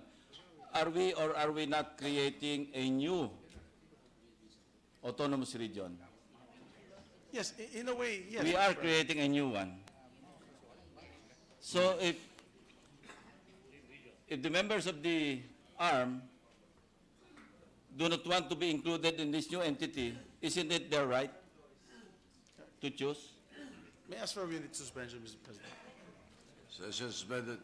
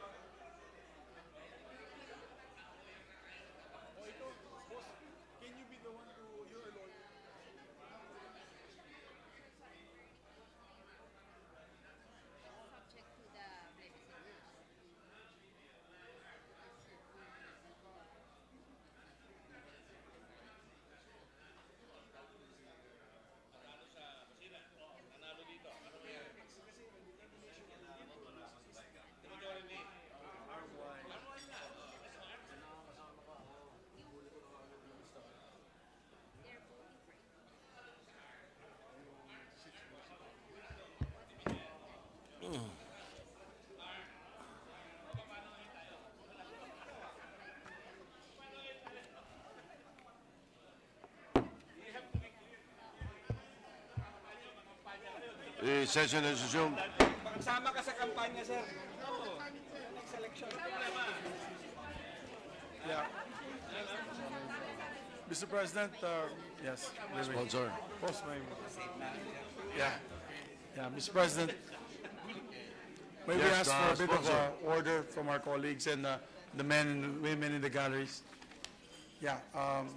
Thank you, Mr. President. So it was explained very well by members of the BTC, Mr. President, earlier, the rationale why there really is no opt-out. On the first plebiscite conducted on the creation of the Organic Act, those first provinces that came in constitute the mother unit of the autonomous region, of the autonomous area, Mr. President. Yes. I think Senator Coco can further strengthen the position of the BTC. I will try my best Yes, to, sir, Senator Pimentel. to explain. If you notice the law, in the earlier sections, there is a purpose, a section on the purpose of the law. The purpose of the law is not actually for us to provide opt-out mechanisms for the LGUs already in the autonomous region. The purpose of the law is to improve on the autonomy already granted or enjoyed to the autonomous region. Hence, there are actually only two results from all of this, from this exercise. If the plebiscite loses, we fail in improving the autonomy, hence we are in back to RA 9054, which provides for ARM. Now, if the plebiscite wins, I will now tell us when we can say the plebiscite has won. If the plebiscite wins, we will have a new law which provides for the BBL, Bangsamoro Autonomous Region in Mindanao. Now, question is, how will we determine whether the plebiscite question has been approved or has been lost? Under the terms of our law, we determine it arm-wide in the present extent of arm. That is the level or the area where we determine whether the plebiscite has won or has lost. So if it has won, then we have BBL. If it has lost, we're back to 9054. So I hope I have captured the essence of the explanation of the BTC during the LAN. Just one question there. We understand fully what Senator Pimentel is saying. If of the 5 provinces presently constituting ARM, one of the provinces vote no, but the 4 votes yes, and in the overall, the votes in the 4 would show ratification of the BBL, the 5th province who voted no would nevertheless be bound. Yes, yes, that's correct, Mr. President. Yes, in the entire new Yes, Mr. Bangsamoro President. territory. That's correct, Mr. President. Okay, so very clear. All right. So any amendments for section 2? On page 102.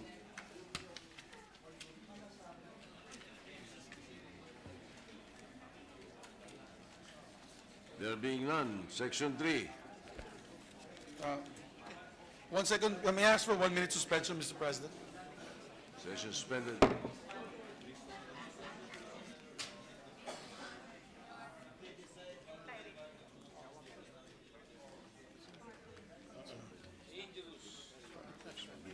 Use a transition, boss. Use a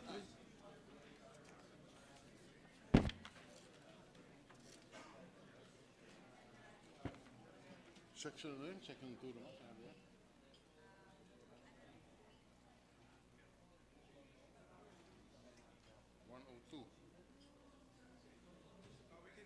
We can continue, Mr. President. Session is resumed. On what page are we now, Mr. President? Page 102. Powers, section 3. No amendments. We have no proposed amendment on section 3. Shepherd. Page 103, section 4. No proposed amendment on section 4. Page 104, section 5. Page 104, section 5? Or there's Yes. no more amendments on section 4? No, none. Okay, Mr. President. Section 5. Section 5, section 6, Section 6, no amendment on section 6. section 7, No amendment on our part on section 7. section 8. No amendment on our part on section 8. We go to page 105, section 9, No proposed amendment on section 9. section 10. We have an amendment on section 10. The Minority Leader. On section 10, actually, we now go to page 106, which is part of section 8. Page 106. Okay?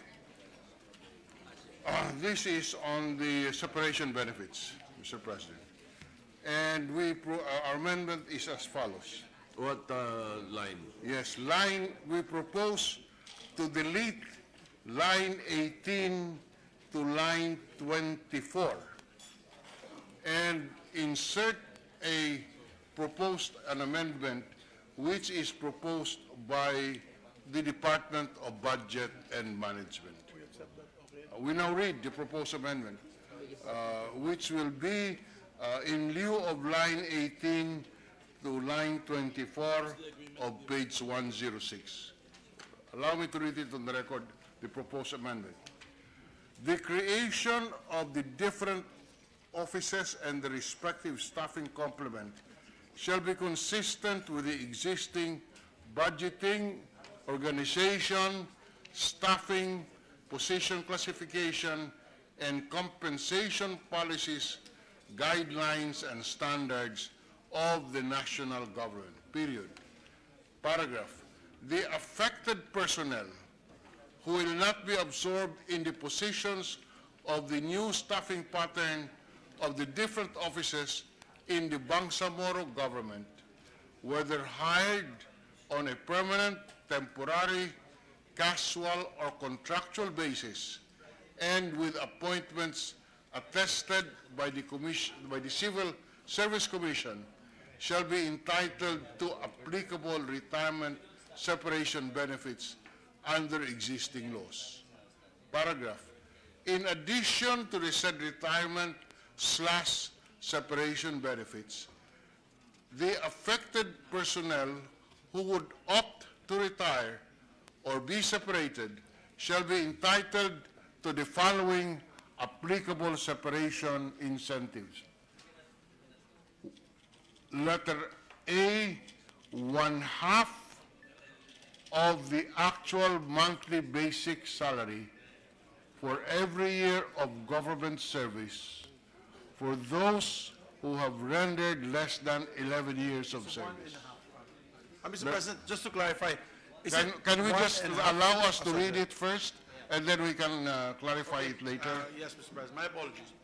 Letter B, 3/4 of the actual monthly basic salary for every year of government service, computed starting from the first year for those who rendered 11 to less than 21 years of service. Letter C, the actual monthly basic salary for every year of service of the government, for every year of government service, computed starting from the first year for those who have rendered 21 to less than 31 years of service, semicolon, or letter D, 1 1/4. Yeah, just a few more pages. 1.1 1/4 of the actual monthly basic salary for every year of government service, computed starting the first year for those who have rendered 31 years of service and above. Paragraph. The actual monthly basic salary shall refer to the salary of the affected personnel as of the date of approval of the BTA by the DBM. paragraph, affected personnel who retired slash are separated from the service shall not be reemployed in any agency of the Bangsamoro government as well as the central government, including GOCCs, for a period of 5 years.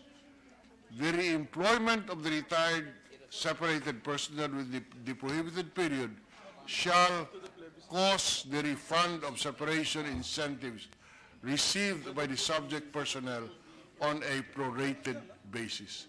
That is the end of the amendment suggested and recommended by the DBM. May I ask for a 1-minute suspension to approach the minority floor leader? Session is suspended.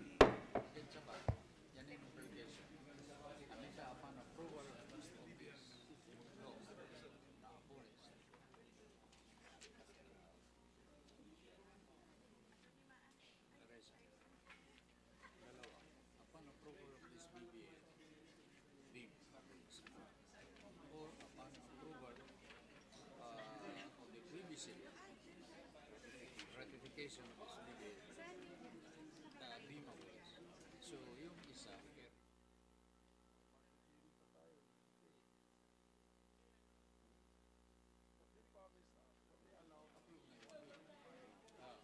yung isa pang matagal kasi approve dun sa PRP. Lali na maganda. That should be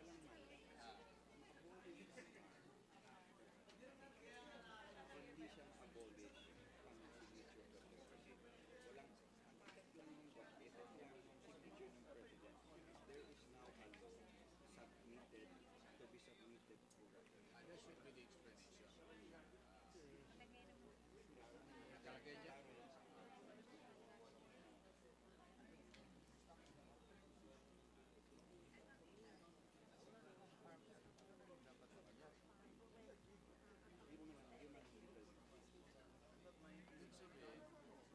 After referendum pa lamang, after approval or batas, referendum, may referendum, saka tatayo ang provision.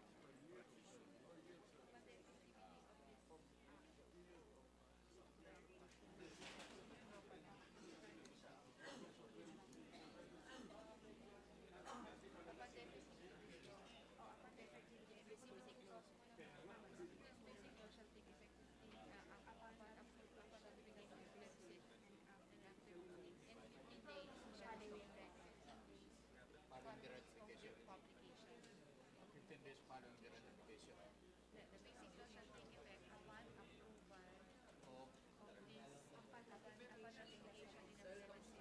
After plebiscito. All for the purpose. Meaning, the Transition Commission Authority mag-umpisa doon sa kwan. After ratification. Hindi mag-umpisa doon sa pag-signing by the president.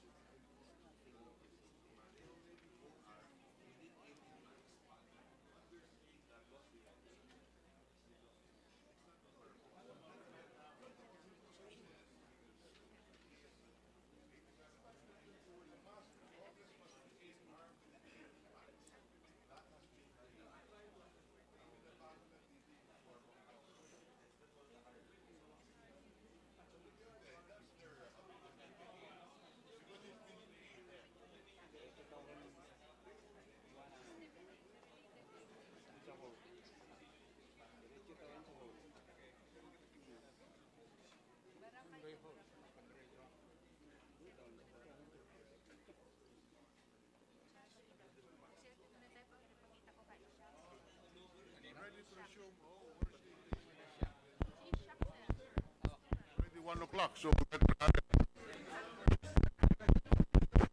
Ready to resume, Mr. President. Session to resume. Mr. President, upon a discussion with the sponsor, we will amend the amendment insofar as the computation of the applicable separation incentives. And it will read this way. Letter A,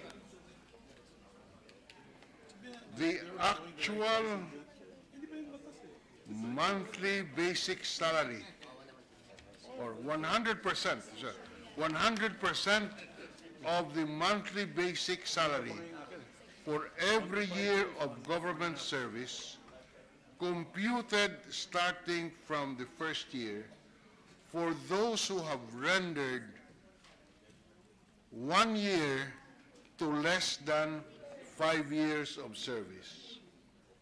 Number 2,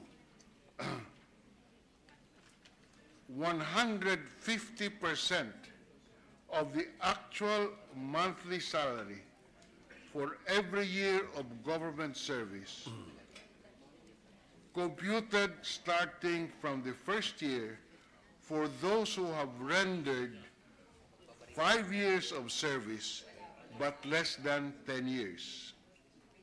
Letter C, 2 months of actual monthly basic salary for every year of service, of government service, computed starting from the first year for those who have rendered 10 years or more of 10 years or more of service. Yes, we agree, Mr. President. We accept. We thank the honorable sponsor for accepting our amendment. Amendment to the section. Amendment accepted. No objection. Amendment is adopted. Mr. President, Senator Scudero. we're finished with the retirement benefits, right? Yes. May I ask, can these same employees that we gave retirement benefits to still be rehired by the Bangsamoro government? Because if they are rehired, why should we even give them retirement in the first place? Their service would be continuous. Mr. President, in response, the amendment that was accepted Covered already? says affected personnel who retired separated from the service shall not be reemployed by any agency of the Bangsamoro government as well as the central government, including GOCCs, for a period of 5 years. 5 years, yes. The reemployment of the said retired separated personnel within the prohibited period shall cost the refund of the separation incentives received by the subject personnel on a prorated basis. Resubmit, Mr. President. Thank you, Senator Villar. So, Section 11. Any amendment to Section 11? Transition. No amendments. Section 12. No amendments in Section 12. Mr. Section President, 13. quickly lang, just one. What section is that? Iba pa? Okay, Mr. President, no amendment. Section 13. Yes, there's an amendment.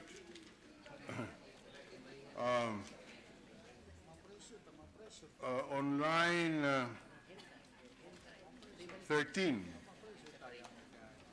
line 13, replace the phrase, on line 13, replace the phrase 3 years from the ratification of this basic law and insert the following, and synchronized with the next national election following the ratification of this basic law. We accept, President. Accepted. Any objection? There being none, amendment is adopted. All right. Section 14, Okay na. Okay. page 107, page 108. Amendments and revisions. First, the initial funding for transition. Senator Recto earlier indicated privately that he may have an amendment here. May we know if Senator Recto is... no more. No more? All right, so no page amendment to Chapter 108. 14.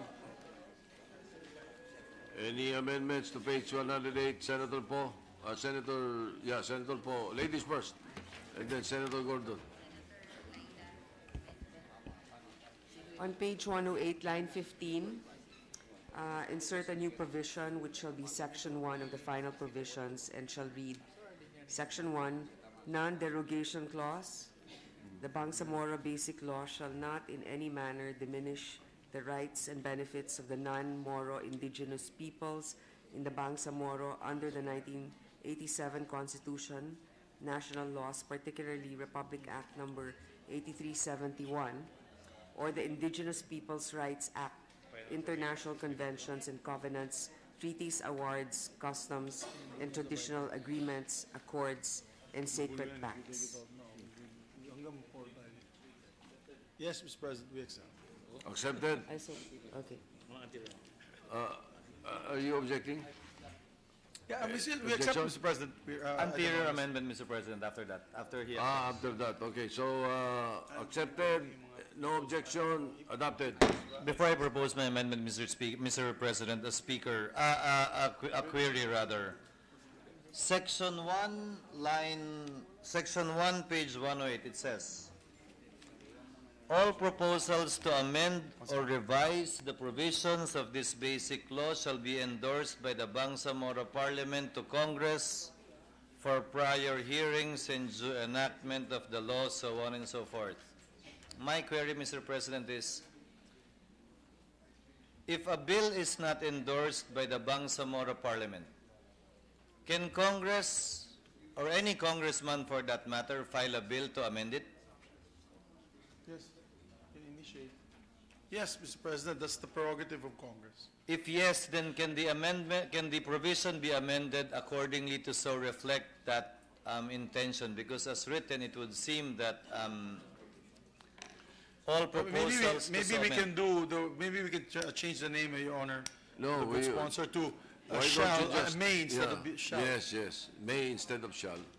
Thank you, Mr. President. all right? Again, just to reveal that intention, that it does not in any way limit the power of Congress to propose amendments to the basic law, to the Yes, Mr. Bangsamoro President. Basic Law, without any endorsement from the Bangsamoro Parliament, although, of course, that is a plus. Yeah, Mr. President, So to be more specific, line 4, the line reading provisions of this basic law, it says shall be replaced with may. I so move, Mr. President. Any objection? There being none, the amendment is adopted. Going back to page, or the final provisions. Renumbering after section 1 of Senator Poe. Now, Senator Gordon. Thank you, Mr. President.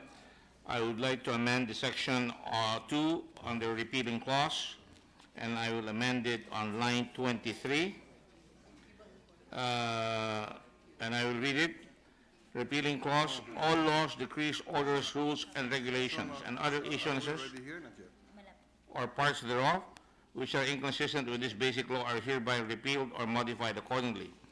Specifically, Republic Act number 6734, as amended by Republic Act number 9054, is hereby repealed in their entirety, and the amendment follows the comma after entirety upon ratification of this basic law by a majority of the votes cast in a plebiscite, Mr. President. What does the sponsor say? Yeah, we accept, Mr. President. Accepted. Any objection? There being none, adopted. And then my next amendment, Mr. President, is in our discussion earlier, we talked about abolition of the autonomous region, Metro Manila, in Muslim Mindanao. Sorry. Parehong MM eh. Wala na. What is that? I don't know. It's Antokis. Antokis, Mr. President. So 108, no more amendments on page 108. Ito Manila. We go to Senator Scudero. Mr. President, amendment Continue. on line 33 of page 108, Yes. Yes. delete from the central government and replace that phrase on line 33 with the following, funded by the Bangsamoro government. This is, that is what we agreed upon when we raised this on the period of interpellation. May I ask, This is the, these are the local government units created by the present ARMM who are not getting any share of the ERA because they do not qualify under the ERA, under the local government code. Now the national government is being required to pay and violate its own law by paying the ERA of these local government units which do not qualify. We have no problems with that as long as it is funded by the Bangsamoro government itself. Oo nga. Mr. President, in a previous section, Senator Ralph Recto and Senator Dulon, we had a mini caucus and discussed that particular provision. I believe it was yesterday. Was it yesterday or during the period of interpellation, that these 8 municipalities would receive their ERA from the DBM carved out from their mother municipalities. Can I may I ask for a really quick 1-minute suspension, Mr. President? Session suspended.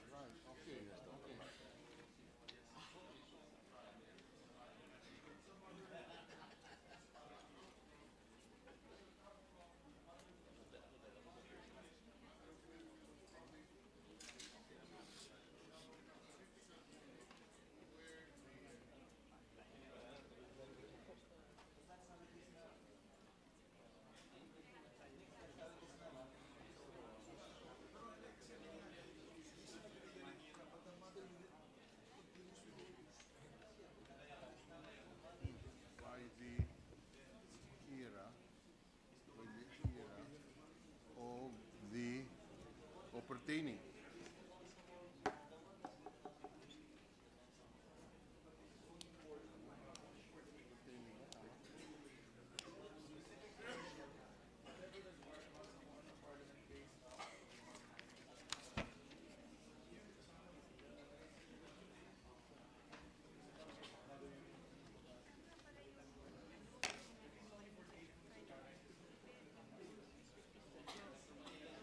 Are you ready?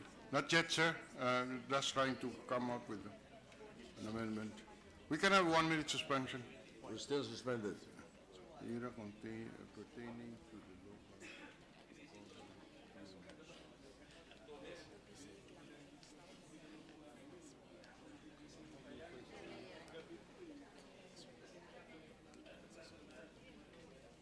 No, we have to finish it now. Yeah, everything. 11 is fine. Di ba we have an amendment at the...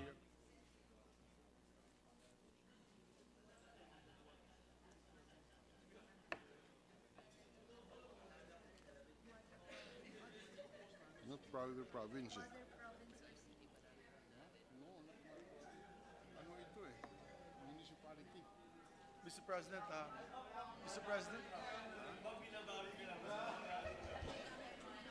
Mr. President, maybe to assist, Mr. President, with the, to help the Honorable Minority Floor Leader, we have a proposed amendment.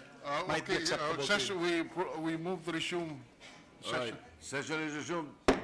Yeah, we we discussed this during, I recall now, it was during the period of interpellation. Yes, yes. President. So, the proposed amendment, Mr. President, on Section 4, existing local government units, and to follow, existing municipalities, we take out local government units, previously created by Regional Legislative Assembly that did not comply with the criteria provided for by RA number 7160, shall now be entitled to their share of the internal revenue allotment, and then it goes to, we take out the word from central government, but rather place there, derived from the allocation given to the original municipalities municipality or municipalities from which they were carved out, period.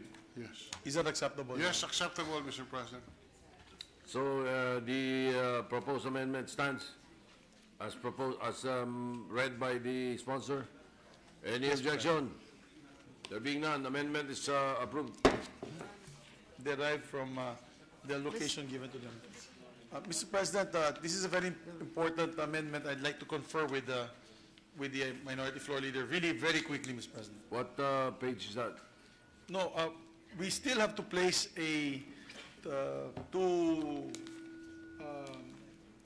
to cement the discussions earlier on the issue if the entirety of ARM does not opt into the Bangsamoro, that means they will go in, they will remain as the Autonomous Region of Muslim Mindanao.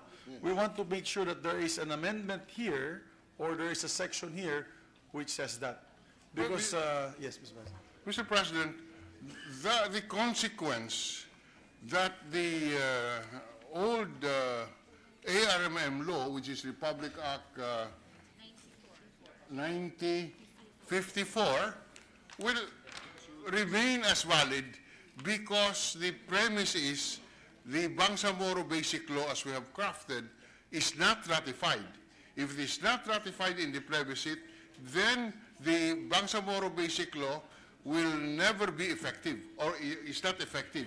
And therefore, the repealing clause is also not effective, and therefore, the present Autonomous Region of Muslim Mindanao will continue to be governed by Republic Act 9054. Yes, but Mr. President, before, with the permission of Senator Gordon, on Section 6, it's abolition.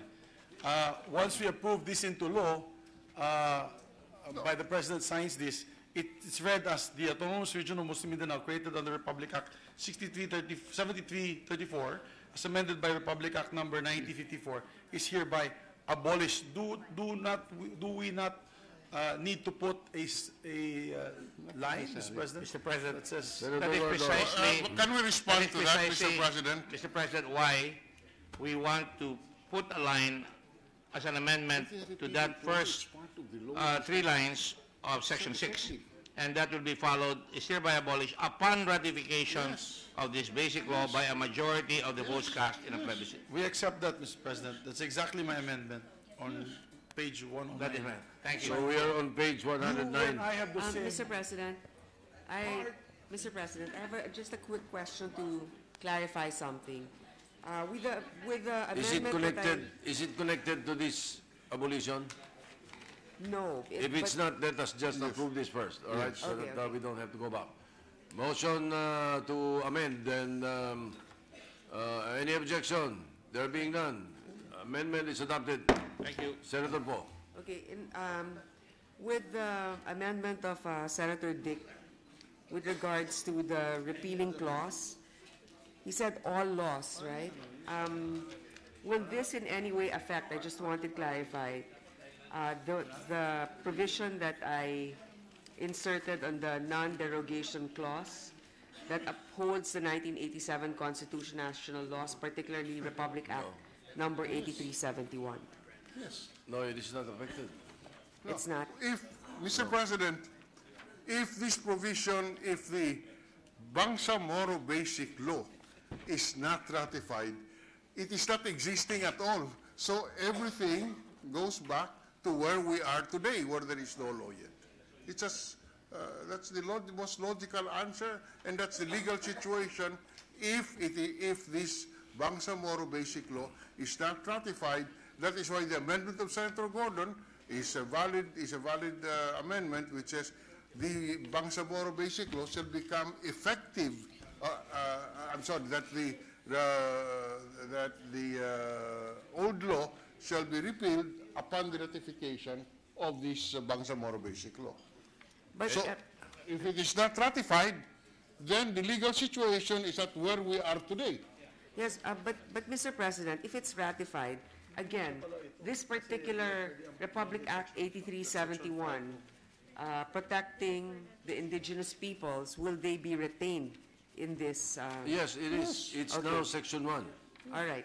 I just Right. wanted to clarify. And then Mr. President. a renumbering Just of to the be other sure for the sections. record, yes.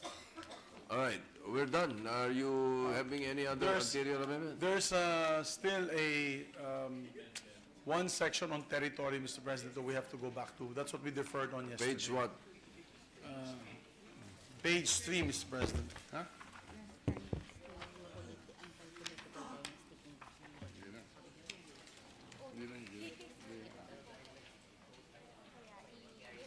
You have amended this to territorial jurisdiction already.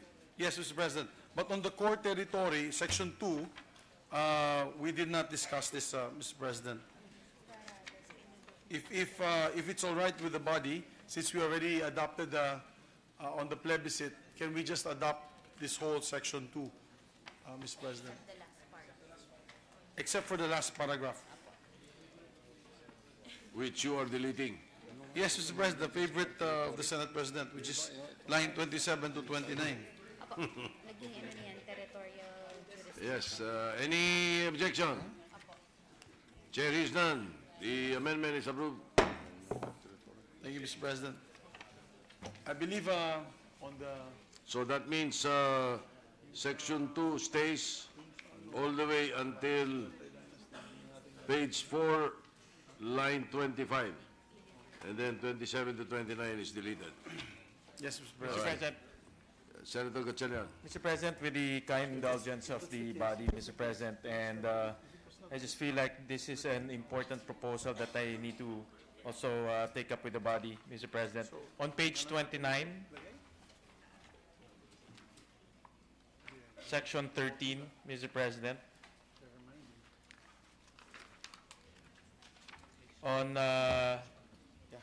lines 22 to 23, delete the phrase "without prejudice to the power of the BTA" to include in the election code a new term of office, Mr. President.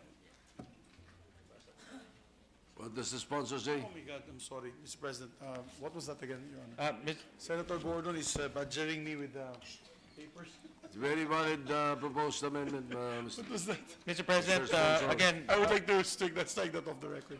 No one was badgering me. again on page 29, Page 89. page 29, 29, Mr. yes, Your Honor. Sponsor. Lines 22 to 23, delete the phrase "without prejudice to the power of the BTA" to include in the election code a new term of office, Which line? 22 to 23. 22 to 23.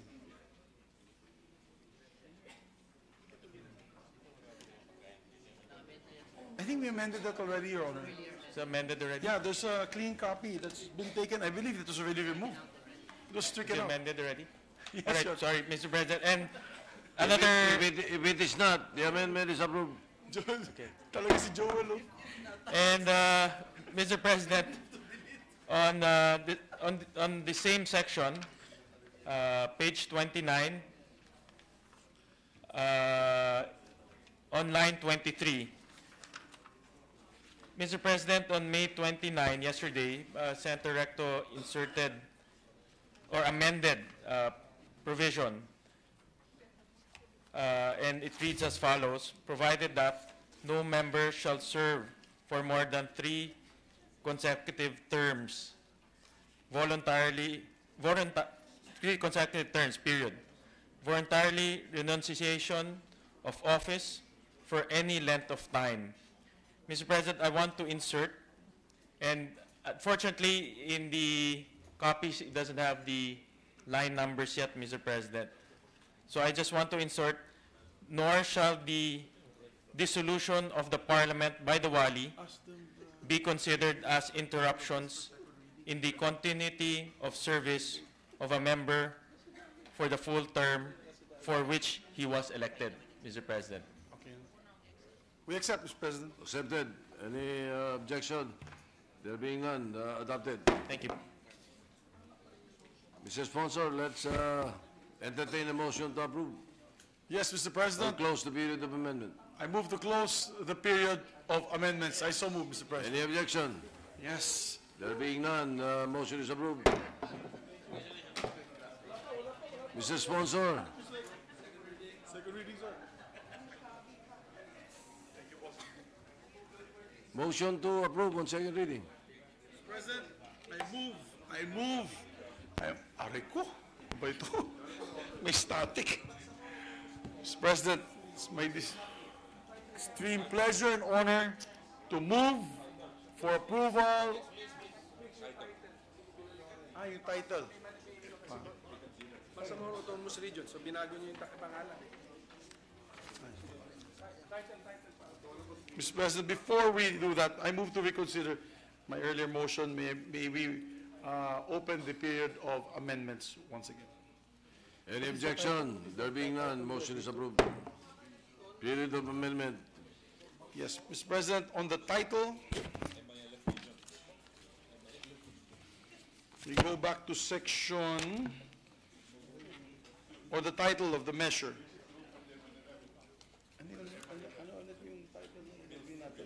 Providing for the Basic law, providing for the basic law for the autonomous region of the Bangsamoro. Bangsamoro.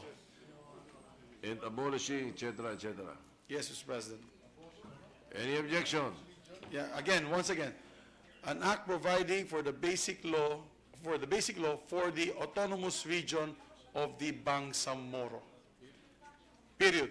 And abolishing the autonomous region of Muslim Mindanao, so on and so forth, subject to stand, Mr. President. Any objection? Let them, There being none, motion is approved. Yes, Mr. President. May we request for a clean copy of all this, but I move to we end the already- period of period of amendments, Mr. President. I so move. Any objection? Motion is approved. Mr. President, I move to approve on second reading Senate Bill number 1717. I so move, Mr. President. Any objection? There being none, the motion is approved. Senate Bill 1717 is approved on second reading. Okay, Mr. President, we are in receipt of the certification. May I just get this?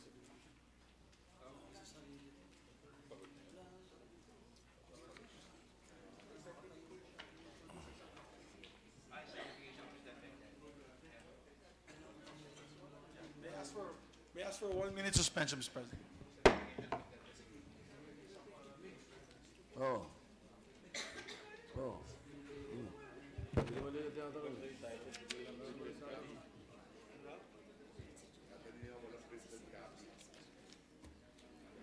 Session is resumed. Okay lang, okay lang. Thank you, Mr. President.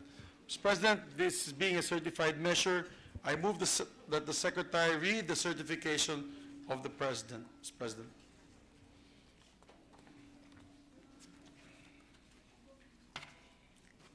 Senator Vicente C. Soto, the third Senate President, the Philippine Senate, Pasay City. Mr. Senate President, pursuant to the provisions of Article 6, Section 26, Paragraph 2 of the 1987 Constitution, I hereby certify to the necessity of the immediate enactment of Senate Bill number 1717 entitled, An Act Providing for the Basic Law for the Bangsamoro and Abolishing the Autonomous Region in Muslim Mindanao, repealing for the purpose Republic Act number 9054, entitled An Act to Strengthen and Expand the Organic Act for the Autonomous Region in Muslim Mindanao, and Republic Act number 6734, entitled An Act Providing for an Organic Act for the Autonomous Region in Muslim Mindanao and for other purposes, in order to advance the creation of a new autonomous region in Muslim Mindanao. The passage of this measure is a manifestation of the government's commitment to address the diverse needs of the people in Bangsamoro and all communities and constituents of Mindanao towards a just and lasting peace in Mindanao and in the Philippines as a whole. Best regards, very truly yours, the President. Thank you, Mr. President. This being a certified measure where we can do away with the 3-day requirement under the Constitution, I move that we approve on third and final reading Senate Bill number 1717 under Committee Report number 255 and conduct a roll call vote. I so move, Mr. President. The Secretary will conduct a roll call vote. Roll call of members, the Honorables, Senators Angara, Yes. Aquino, Binay, De Lima, Drilon, Ejercito, Escudero, Gatchalian, Gordon, Onasan, Ontiveros, Lacson, Legarda, Pacquiao, Pangilinan, Pimentel, Poe, Recto, Trillanes, Villanueva, Villar, Zubiri. Yes. Senate President Soto III. Yes. With 21 affirmative votes, 0 negative votes, 0 abstention, Senate Bill 1717 is approved on third reading.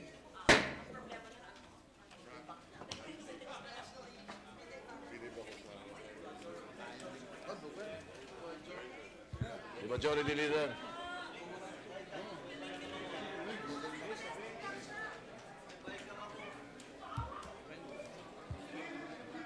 Session is suspended.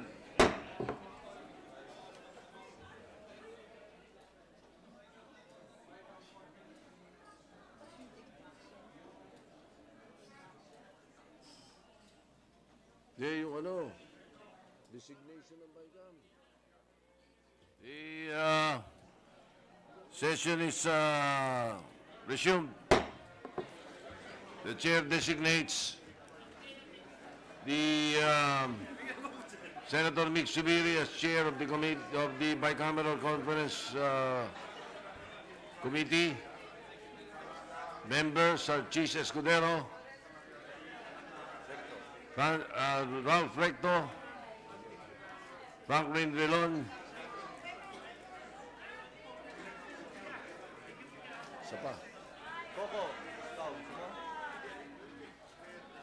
Coco Pimentel,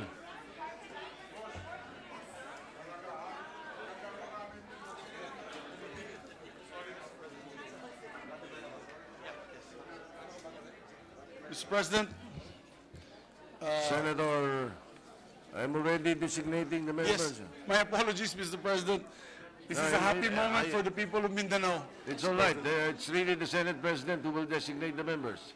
And may I repeat, May I ask for, is this to designate the members of this measure? bicameral May I look at the list, Mr. President? May I ask for just a 1-minute suspension?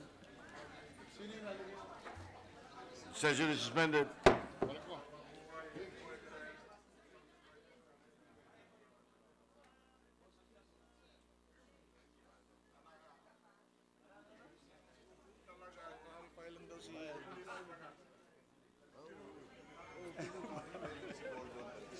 Yeah, okay, Mr. President.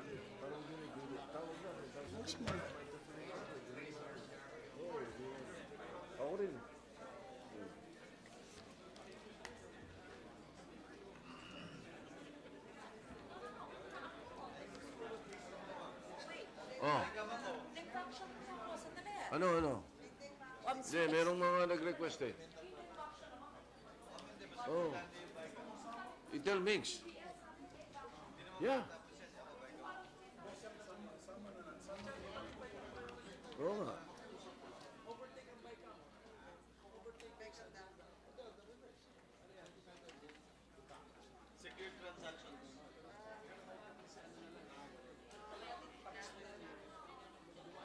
BICAM always overrides the bill.